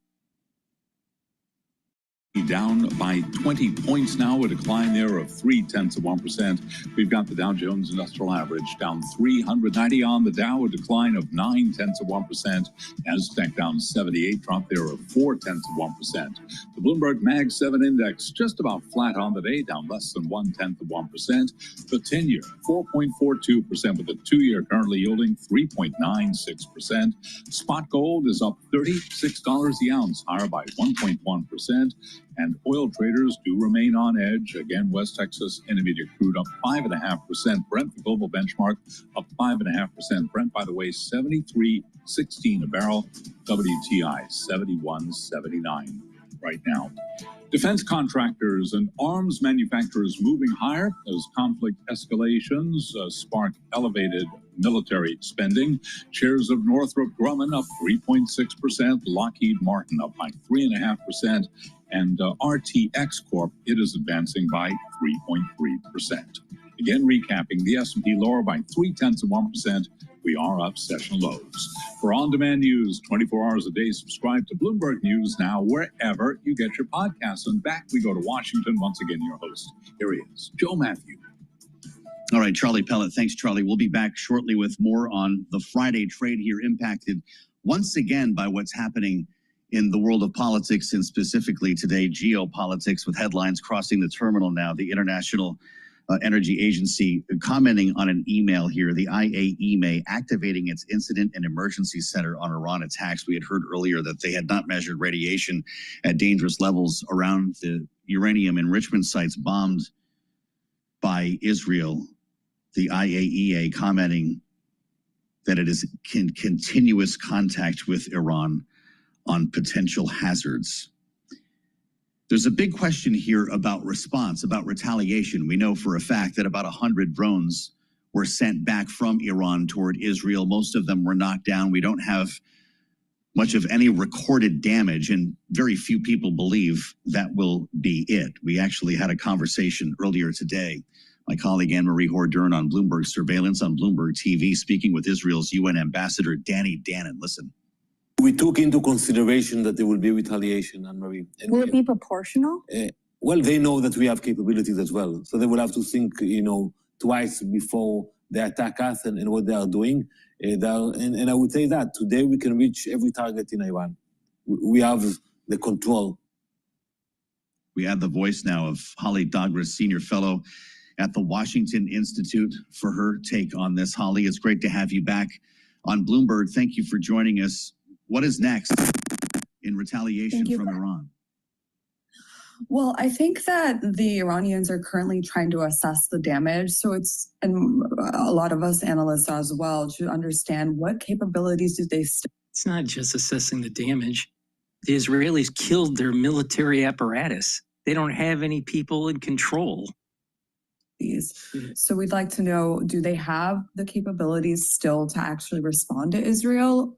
Do they have the defense capabilities? Probably not, given that they had allegedly over 200 Israeli jets flying over Iranian airspace. So I think it's first assessing the damage, and then they're going to have to decide how they're going to respond. Israel just showed, and I think that the United States was helping Israel, but Israel just showed Iran that if they want to, they can decapitate the regime. Now the question is do they have the balls to do it? Considering the fact that Iran may be on its heels militarily, how could it inflict the most damage? We did hear threats of hundreds of ballistic missiles that could be shot at Israel, but of course the U.S. was moving personnel out of Iraq. We know that there could be some asymmetric retaliation here with regard to energy infrastructure. Where should we be looking? You hit at some important points. Of course, I keep referring back to those original tit-for-tat strikes because those are our best data points. Yeah. Iran did fire at least 300 munitions at Israel in both instances. So that should tell us that they are definitely capable of that. And as you noted, the U.S. actually did come in for airspace backup, and so did Jordan, the UK, and other countries. Presumably, that's some of the conversations that are happening behind closed doors, because there is a retaliation expected. Israel has actually announced that and has told its people to shelter in place for that event. But it's also noteworthy that the Israelis have said this isn't a one-off, that this is an ongoing operation. So we're all waiting to see. Last night, they didn't say shelter in place. They said that you can move about in your community, but just be watchful. They didn't say shelter in place. Unless there's something new that came out. But that's not what they said yesterday. Fordo will be on that list. There were a number of enrichment sites, nuclear infrastructure sites, but this is the area where you have the deep underground caverns and the control centers that would likely require the use of the Moab, the U.S.-made mother of all bombs, as it's called. Will that be on the list of targets? Well, when you talk about bombs and capabilities, that's the issue. That's been why there's been a lot of conversation on Washington about why Israel shouldn't go on it alone, because Israel doesn't have the capabilities to hit these very deep nuclear facilities, and that the United States arguably has the right bombs, and it hasn't, at least to our knowledge, handed over those bombs to Israel to do these kind of attacks. So in essence, this is looking more like a mow the lawn attack, where they're taking out things and slowing things down thus far. But and as we wait for more information, it's not entirely clear if these facilities are being taken out in their entirety. Mm-hmm. I want to ask you about the diplomatic side of this before you leave us, Holly. The president is still talking about a deal being possible. In fact, he seems to think, based on comments to Axios earlier today, that these strikes make a deal more likely, knowing that there was a set of talks planned for Sunday. Here's how the president put it yesterday at the White House ahead of these attacks. Iran cannot have a nuclear weapon. Other than that, I want them to be successful. I want to have an agreement with Iran. We're fairly close to an agreement. We are fairly close to a pretty good agreement. It's got to be better than pretty good, though, but it's got to be, I'd much prefer an agreement. as long as I think there is an agreement, I don't want them going in because I think I would blow it. Might help it, actually, but it also could blow it. Well, they've gone in.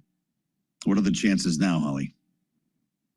Well, historically, Iran doesn't respond to this kind of pressure well, given their ideology. And so presumably it's hard to believe that after everything that's just happened in these past 12 hours or more, that the Iranians would sit across from the Americans and say, like I said, since October 7th of 2022, or was it 2023? I think it was 2023. October 7th, when that incident happened in Israel, and when I started covering, the crisis, I've been saying there's going to be the battle between Esau, Jacob, and that Esau, the soul root of Esau, is going to split into what I call the positive and into the negative.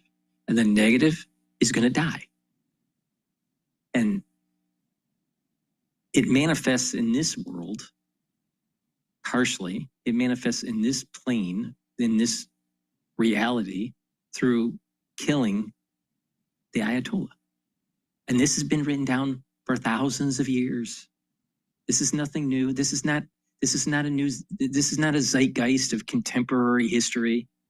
This is not something that is an emergent property because of policies going back to World War I.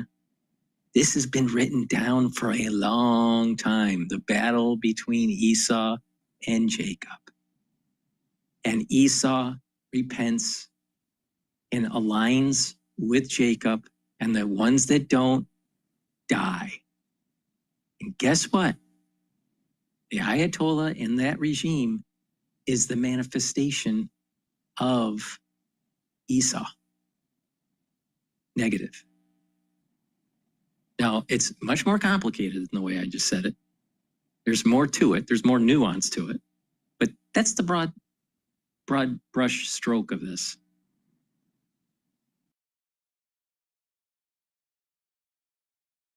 So if we did see Iran respond with an attack on energy infrastructure, an attack on pipelines or on ports, what would it mean? Would it fulfill this jump in prices or send it even higher?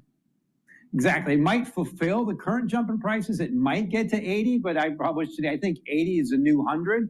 Since the Russians' invasion of Ukraine and that bear market with prices going down from 130, the highest volume area has been around 80.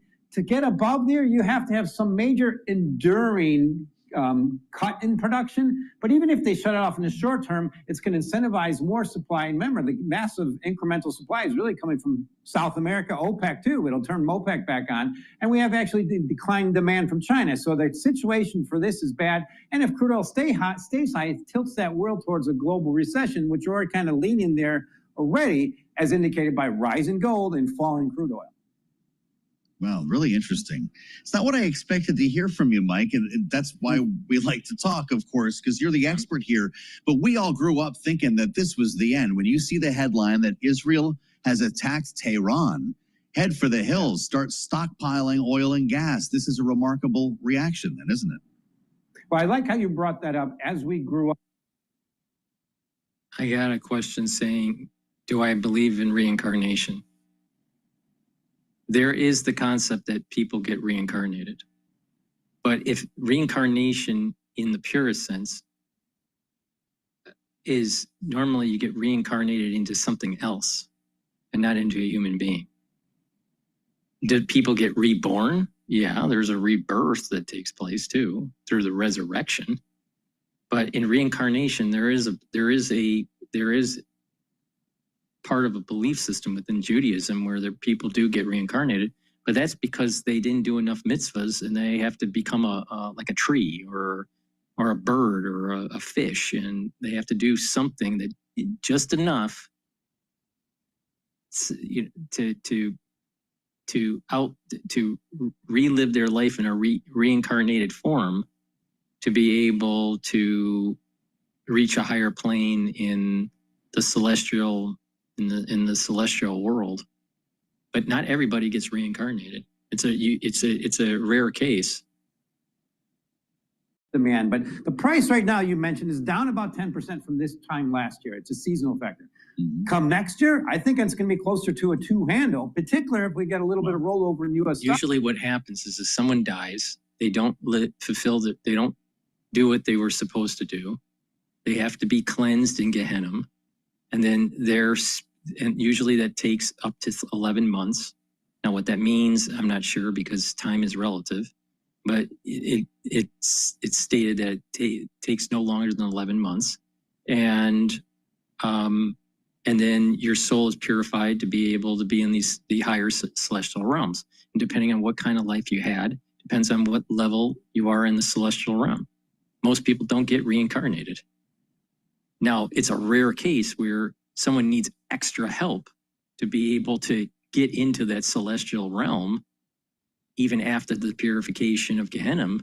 So reincarnation is not necessarily a good thing. Reincarnation is actually that it's as if you weren't good enough through the normal purification process within Gehenna. All right. Please go to my store, the-studio-reykjavik.com, and get the drops and the lozenges. The drops are smaller. You get 100 in each bag, and by taking the drops, you're reducing that irritation. Take them right away, so you're mitigating that issue. So you can get it in cherry flavor, honey and lemon, and also in blueberry. Get a few bags for your household. And make sure you have some for work, because once you have that irritation, no matter what the season is, you want to mitigate it right away, whatever the reason for that irritation. All right, it's really important to mitigate it right away so it doesn't fester. I also have lozenges which are larger in elderberry zinc. You get 21 in each bag. Take them right away. Have some at work. Have some at home. Get a few bags for your household. Please go to my store, the-studio-reykjavik.com, and use discount 5 and you get $5 off any order.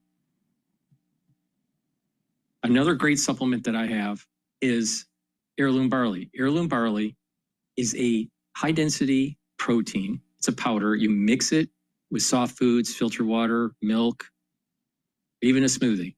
But you take it once a day. You can take a full scooper or half a scooper, and it will detoxify your body, bring down inflammation, and soak up free radicals through superoxide dismutase. So take heirloom barley every day. Super important. And by bringing down that inflammation, that's helping your immune system, that's helping your cardiovascular system, that's helping your joint health, and also your brain function, because overinflammation can lead to neural dysfunction. Please go to my store, the-studio-reykjavik.com, and get the products that I offer so you can help support this wonderful channel that I have. Where else is someone actually literally telling you to short the oil market right in the middle of a crisis with Iran and Israel and make money in the same time?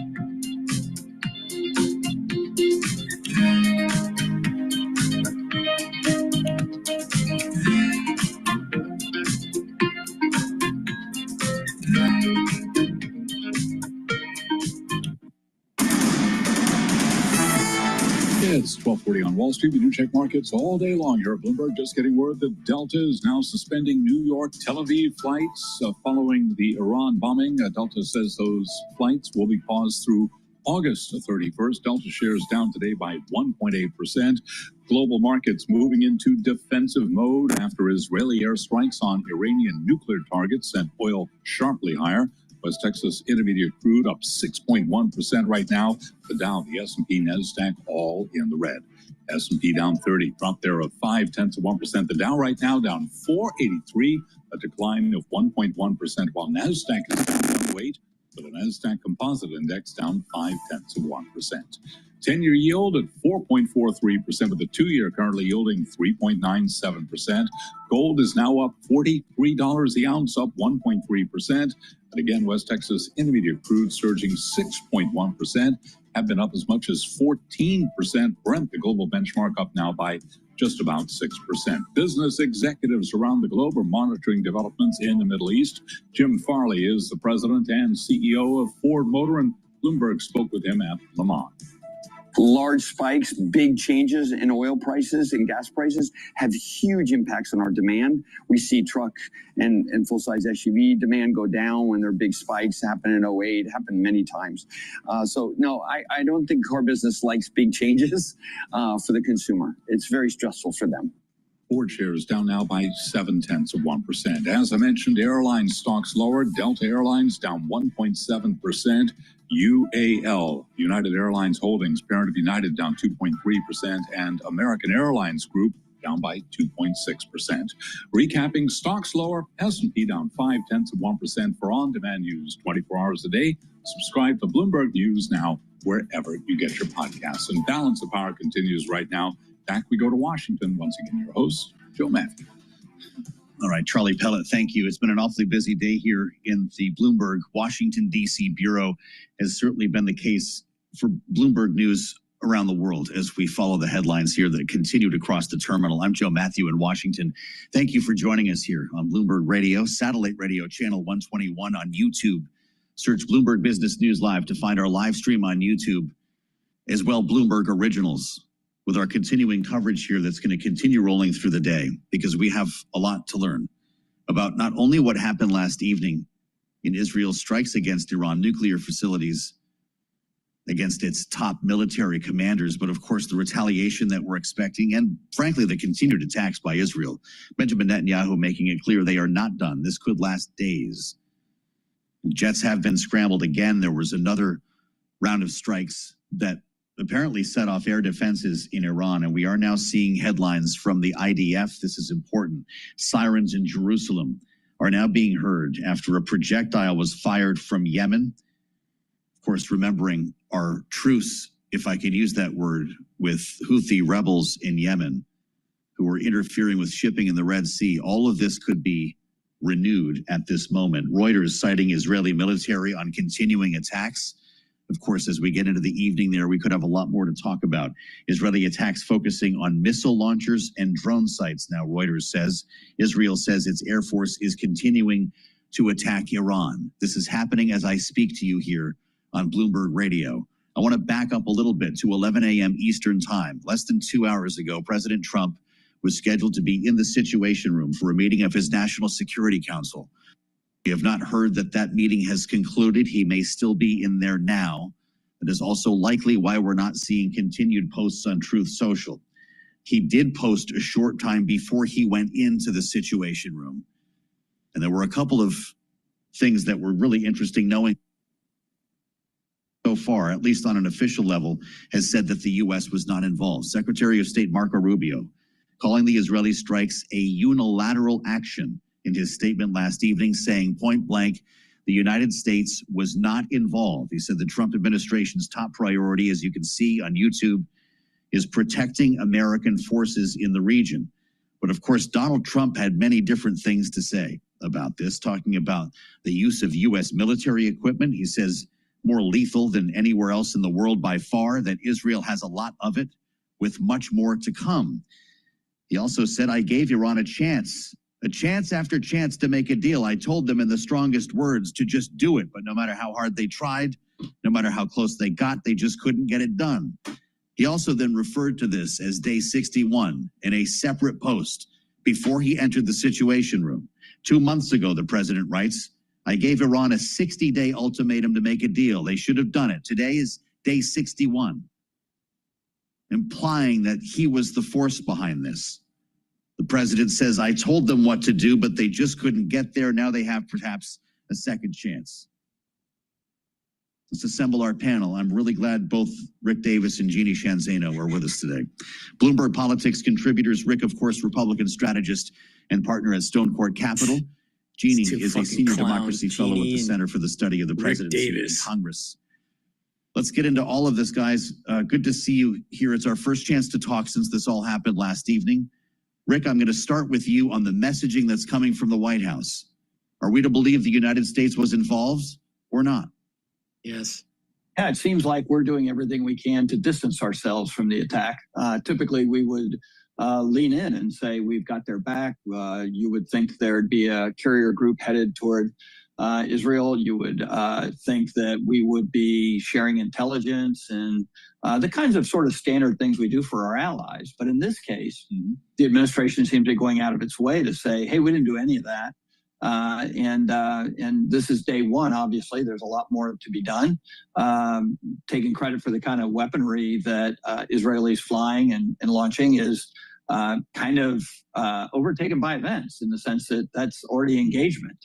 So I'm a little surprised. I think we saw kind of a distance between what Donald Trump was trying to do with a peace treaty with Iran and what Israel was saber rattling over the course of the last month. Maybe it was a coordinated effort to get them to a deal, but clearly the deal wasn't happening fast enough. And Israel has made it very clear that they have intelligence that Iran was nearing a ability to build a bomb, and they weren't going to go for it. And that's been very consistent on their part for many years. The statement from Iran makes no qualms here about U.S. involvement, Jeannie. Iran, of course, summoned the Swiss ambassador to Tehran, as we've been reporting, to deliver this warning to the United States. This was delivered via the Swiss ambassador to Tehran. It is unthinkable the Zionist regime's aggressive actions against Iran were carried out without cooperation, coordination, or at least a green light from the U.S., it says. And in this regard, the U.S. must be held accountable for its illegal behavior in this regard. You can't separate the two in the eyes of Tehran. What do you think of the attempt here to distance from the White House, but also Donald Trump personalizing this, Jeannie? He says, 2 months ago, I gave Iran a 60-day ultimatum. Today is day 61. Yeah, you know, I was struck last night when Benjamin Netanyahu made his statement. There was a line in the middle of that statement where he clearly said, long live Israel, long live the United States. And so it's going to be very hard for the United States to separate itself from this action, particularly given the transition of the president's statements. I mean, another thing I was struck by, and I know you were watching this, Joe, President Trump was eerily quiet last night when this happened, letting Marco Rubio take center stage, which we all know is highly unusual for Donald Trump. And what did Marco Rubio say? He said, Israel informed the United States that they were going to do this. Who informed who, when, where, why, I'm not clear on, and you may know better.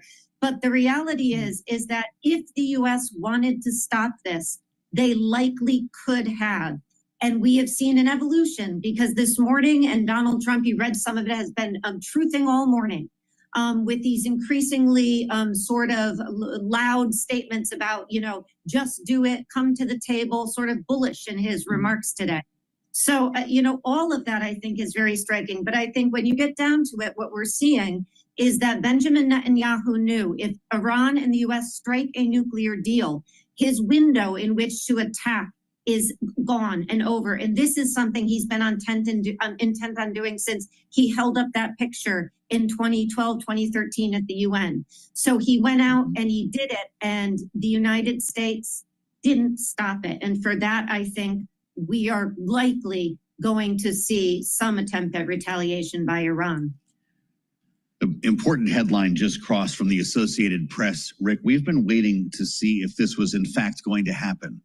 If this type of follow-through would in fact happen under the orders of Benjamin Netanyahu. An Iranian news outlet close to the government now says 2 explosions have been heard near the Fordow underground nuclear enrichment plant. This is the big one, Rick. This is hundreds of feet underground, under rock. We have been told repeatedly that Israel could not access the centrifuges or the technology under there without the Moab, without American technology, bunker-busting bombs. What does it tell you when you see a headline like this? It's a continuation of the attacks. I think you have to believe the officials in Israel when they said they're going to continue to prosecute this attack until at which point in time they are assured that they have completely degraded the Iranian capability to make a bomb. And obviously, this location is the focal point of a lot of that activity. And look, there is an enormous amount of damage you can do, even if you don't actually penetrate. And as these news are coming up, I'm not seeing a movement in oil. So it's interesting. We'll see. Whether they will have repeated percussions on site so that they can do the same kind of damage with the weapons they have, precision strike weapons, that a 30,000-ton bunker buster, the Moab, would do. And so we'll see. It's pretty clear they feel unfettered in their ability to control the skies over Iran and attack. They spent time, the Israeli IDF Air Force, knocking out the last time they went into Iran, a lot of their air defense systems.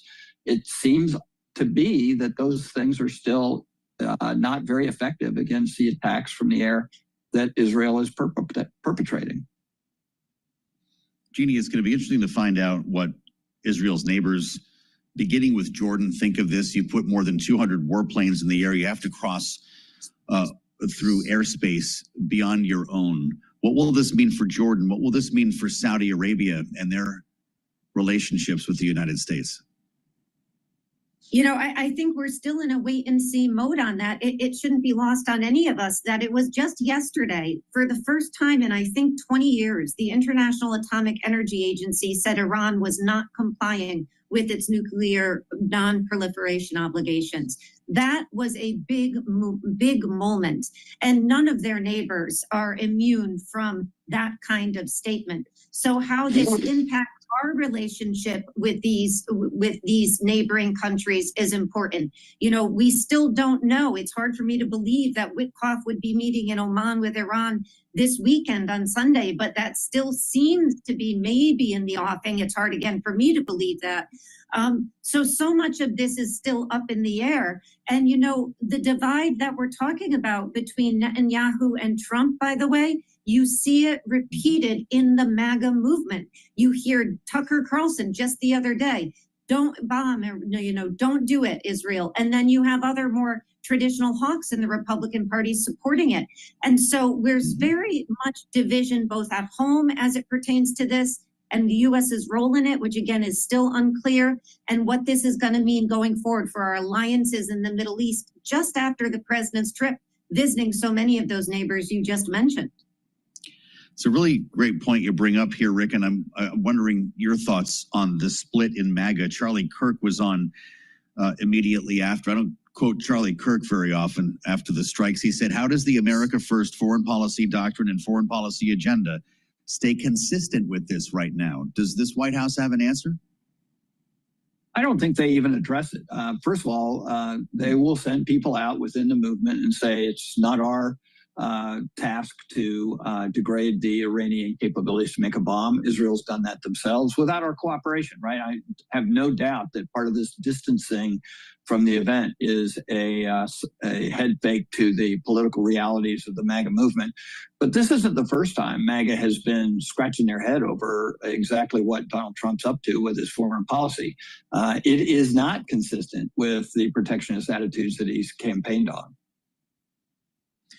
Rick Davis and Jeannie Shanzano are here with us on an important day in geopolitics, and I really appreciate your insights, both of you Bloomberg Politics contributors here, as we wait for further headlines to roll in. The sun is setting in Tehran, and we could see a lot take place overnight. What does happen, of course, you'll hear about it first on Bloomberg.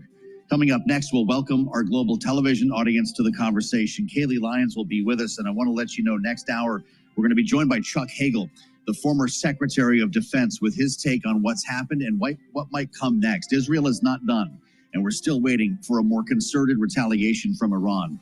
It's all ahead here on Balance of Power on Bloomberg.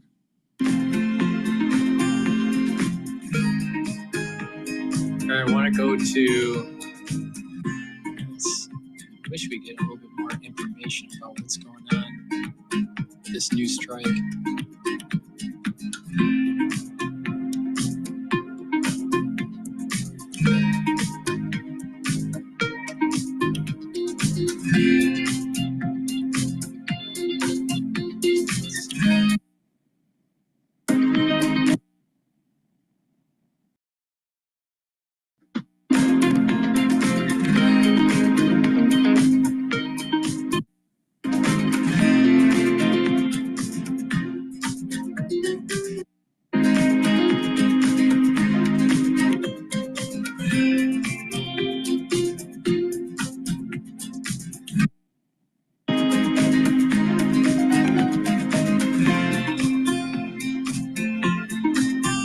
Interesting that Al Jazeera is only focused on Gaza right now.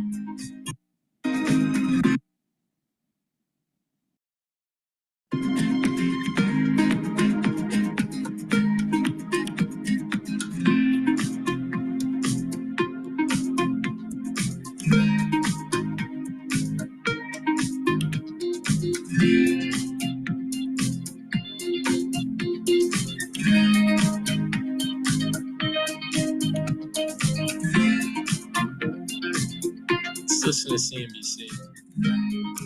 Care, thank you. That's NBC's Keir Simmons.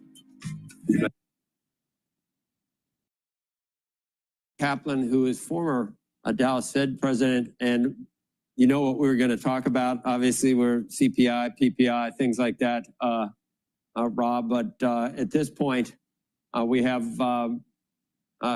obviously been sort of upended by what happened in the last 24 hours or so. Does it change anything for as far as the Fed's calculus goes? No. I think the market reaction, there's a market reaction obviously in oil. You see gold spiking. Say the equity market reactions are somewhat muted. The 10-year, interestingly, the treasury market reaction is somewhat muted. Normally you'd see greater flight to quality. So I think the markets are sort of in a wait and see mode, muted initial reaction. And I think the Fed will just watch this carefully day to day to see if it's gonna be contained or there are gonna be a further escalation, but they'll watch it like the rest of us. They'll watch it day to day. What did you make at this point, back to what we were going to talk about, what did you make of the latest inflation numbers? They're positive, obviously, but is it the calm before the storm in your view? Well, it tells you a couple things. One, it tells you if it weren't for the tariff situation, we're in a disinflating situation. We're in a disinflating world, and I think if it weren't for these prospective tariffs that will flow through and are flowing through, I think the Fed would be on their front foot to be looking to cut rates now. That's the first thing it tells me. And then the second thing is that they're going to watch how these tariffs, where they're set in the next several weeks, how they flow through the economy. But I think if I were at the Fed, it would encourage me that after we get over the horizon, maybe the tariff impact could be more muted than I fear, and that over the horizon, I think the world by and large has got an oversupply of goods that's driven heavily by China, and maybe we can get back to taking action sometime during the fall. But I would want to keep my options open, but that's what I would take from these numbers. So at this point, if the tariffs, we've got delays, we've got respites, we've got things like that. If those are extended, or if it wouldn't accelerate from here, are you convinced that that tariffs become something that should stay on the Fed's radar, or would you be more concerned with some of the uncertainty surrounding it and what it does to growth concerns? Well, we've already seen a lot of the growth, negative growth impact, I think, in terms of just the pause in corporate behavior, corporate investing, and consumer behavior. So we're already seeing that. I think if I were at the Fed, I'd be thinking or reminding myself that ideally these will be a one-time cost shock. I'll also be reminded that in a world of overcapacity for goods, even with this, companies will have negotiating leverage over suppliers to push prices down. They may have to take some out of margin. They may have to put some in prices. So if I were at the Fed, I would say the height of uncertainty about the impact is in the next several months. And over the horizon, as I said, I think a lot of the other trends lead me to believe that we can maybe resume our march toward our 2% goal later this year into next year. And so the height of the uncertainty is we're probably in the middle of it right now. You saw some of the Fed futures yesterday, kind of surprising, maybe not surprising, but can those change the first a month from now? If we got hotter numbers, do we go back down? Do you think what's your outlook? Well, directionally, what I'd make is the Fed futures is the first meeting where there's a real meaningful probability of a cut is September. So what I take from it, which I think is about right, that no action in June, unlikely in July. The Fed, though, it will likely prepare itself and prepare in its comments that it might take action into the fall.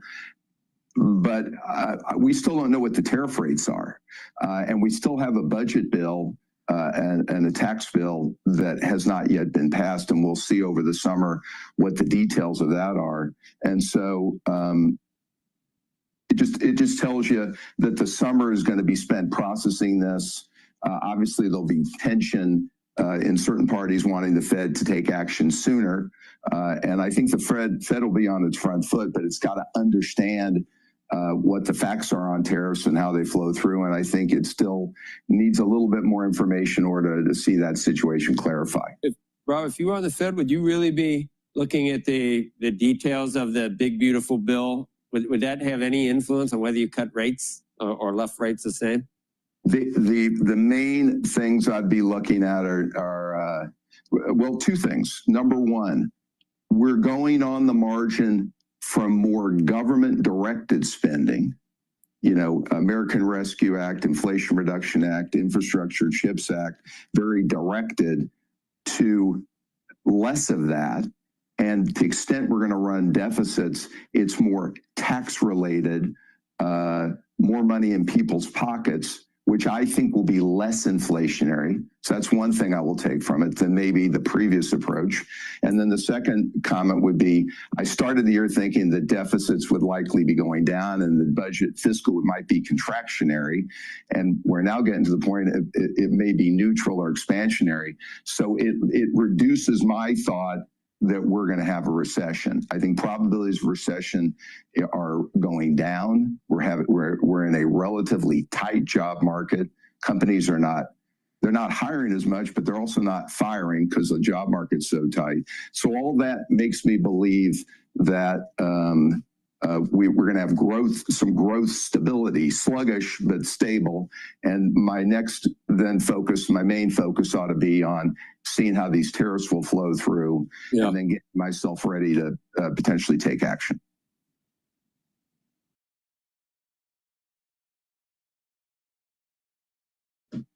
Okay. Please go to my store, the-studio-reykjavik.com, and get the great supplements that I offer. It's very important to protect your neurons, especially if you're 40 years of age or older, and you can do that by taking ubiquinol. Ubiquinol is the most bioavailable form of CoQ10. Ubiquinol acts as a antioxidant, so it's going to soak up free radicals. It's going to help the health of the mitochondria, so you're going to have more energy for your cells and your tissues. Super important, especially your neurons. And ubiquinol helps to protect neurons. When you reduce the stress of a neuron, you're improving the health of the neuron and protecting the myelin sheath. Now, NAD plus also helps to protect neurons. This NAD plus supplement will boost up your NAD plus levels. That will add energy to your cells. NAD plus also helps to repair DNA damage, mitochondrial DNA and cellular DNA, and NAD plus helps to protect neurons. If you stack ubiquinol and NAD plus together, it's a powerful stack for neural protection. It also stacks well with resveratrol and C60 and clarity factor. So please go to my store, the-studio-reykjavik.com, and get the great supplements. Now, there looks like there's a Fox News Live. I want to just go and listen to that. Existential threat, not just to Israel, to every free democracy country on this planet, but they're dealing with a real existential threat, where in America we had fake existential threats, i.e., oh, it was President Trump. And I think standing on the sideline, but it's different than the previous administration. Totally. Because it felt like no support from an outsider looking in.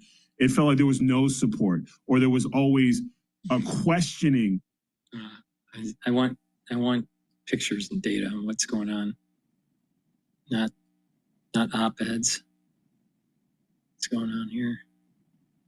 Unfortunately, I'm not seeing. Let's listen into I-24. Luca Fallone's linen baseball cap is the epitome of understated refinement. Crafted in Italy from...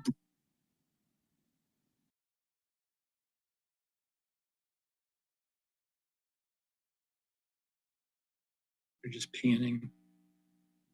Israeli casualties. The US President Donald Netanyahu has been on the phone.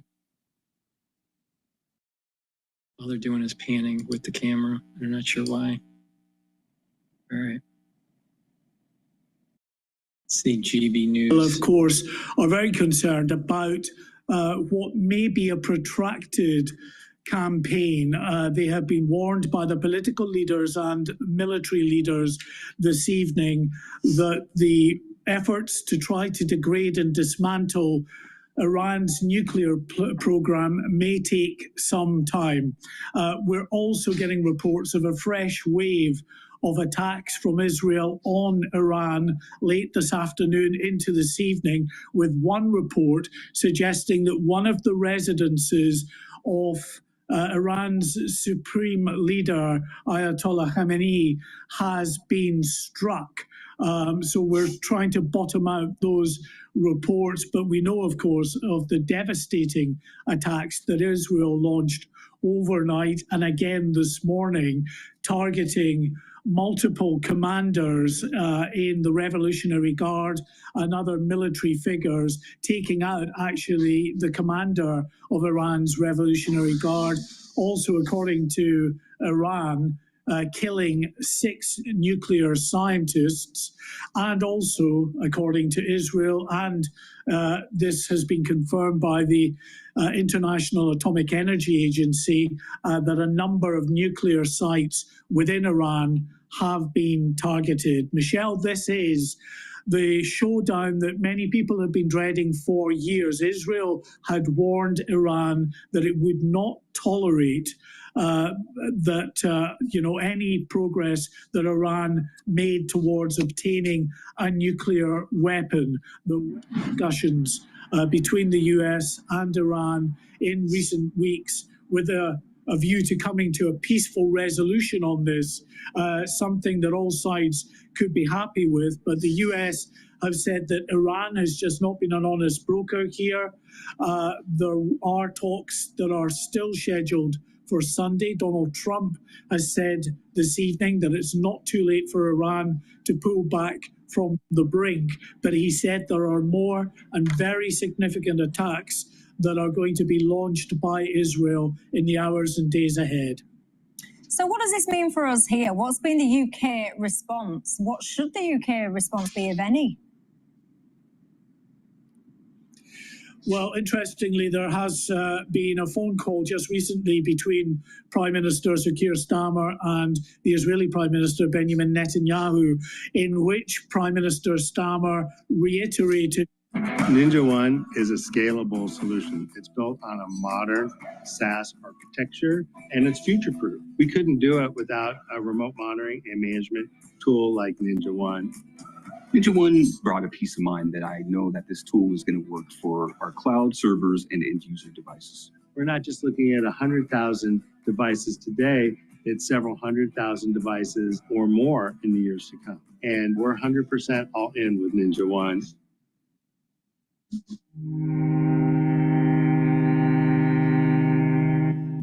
Jews were killed by Nazis, and this event changed the world. We have to remember, we have to follow our tradition, we have to teach our children, everybody, they should know about our history and don't let this happen again.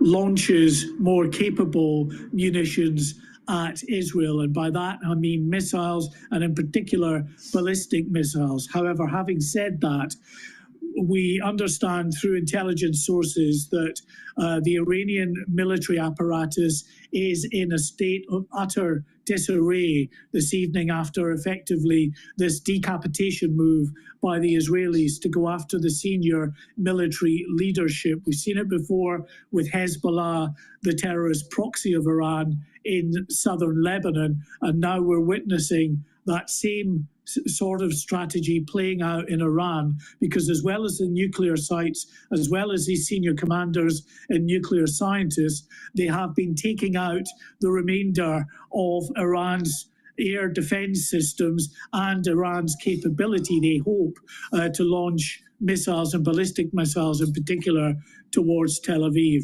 But having said that, finally, Iran, I should say, has a great deal of capability, many missiles at its disposal. So it's unclear exactly what the long-term degradation of those missile systems will be, and whether Iran in the coming hours and days will have the capacity to fire back at Israel in a very meaningful way.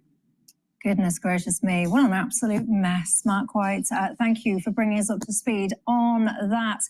David Lammy, I've got to say, he put a tweet out earlier on today begging basically all sides to show restraint. I hate to break it to you, Mr. Lammy, but they don't seem to be paying a blind bit of attention to that, I can tell you. Of course, I mean, turmoil in the Middle East has not really been anything new, has it? It's gone on for goodness knows how long now. One thing you can be absolutely sure of, though, ladies and gents, is what all of this means. The longer all of this conflict goes on and gets more and more, extreme and dangerous and all the rest of it, of course, this is when you then see even more people, understandably, by the way, people are pouring bombs down on where you live. But of course, you're going to see more and more people displaced. What a mess. Matt, your thoughts? I think this isn't necessarily about the nuclear deal. I think what Israel may have done is spotted a potential regime change. This has obviously been years in the making, and they're not just targeting Iranian facilities. They've, as we've heard, they've reportedly assassinated many top figures within the Iranian regime.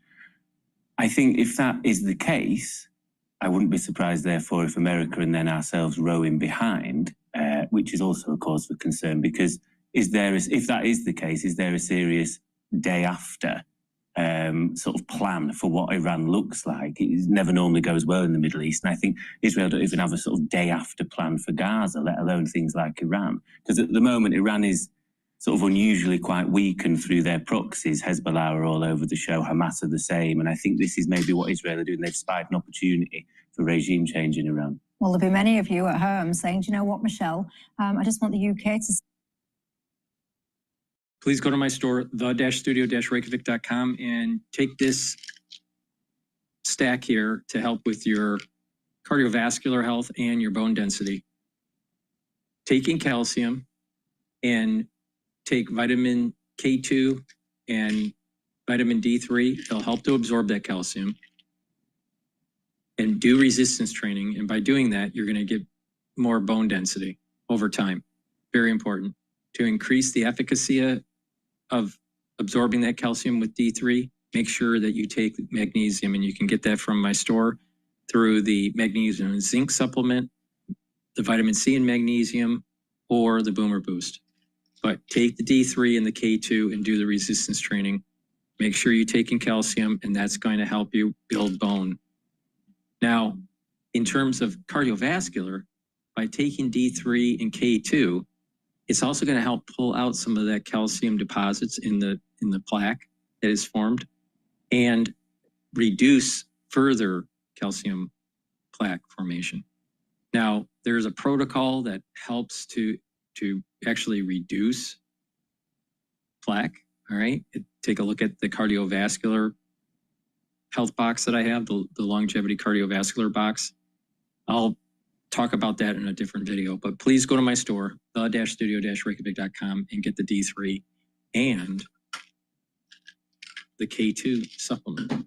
Now, by taking that stack, it's dual purpose. You're helping your cardiovascular system and you're helping your bone density. Super important. Go to my store and get the Boomer Boost. This is the fourth pillar of the core protocol. This is going to boost up your energy levels and rev up your metabolism. You're going to lose weight safely. You take this once a day, either for breakfast or for lunch. Mix it with soft foods, filtered water, a smoothie, or with just milk. You're going to have energy throughout the whole day, no spiking of energy. You're going to be able to think clearly. It's going to get rid of brain fog. You're going to be able to sleep better. It's also going to help target your vascular system and your heart. It's also going to help with brain function, help build muscle. So please go to my store, the-studio-reykjavik.com. You'll start noticing the effects of this, and you'll have more vitality, and you'll slow down the aging process, but you'll start to notice the effects of this within 72 hours. Please go to my store, the-studio-reykjavik.com, and get the Boomer Boost.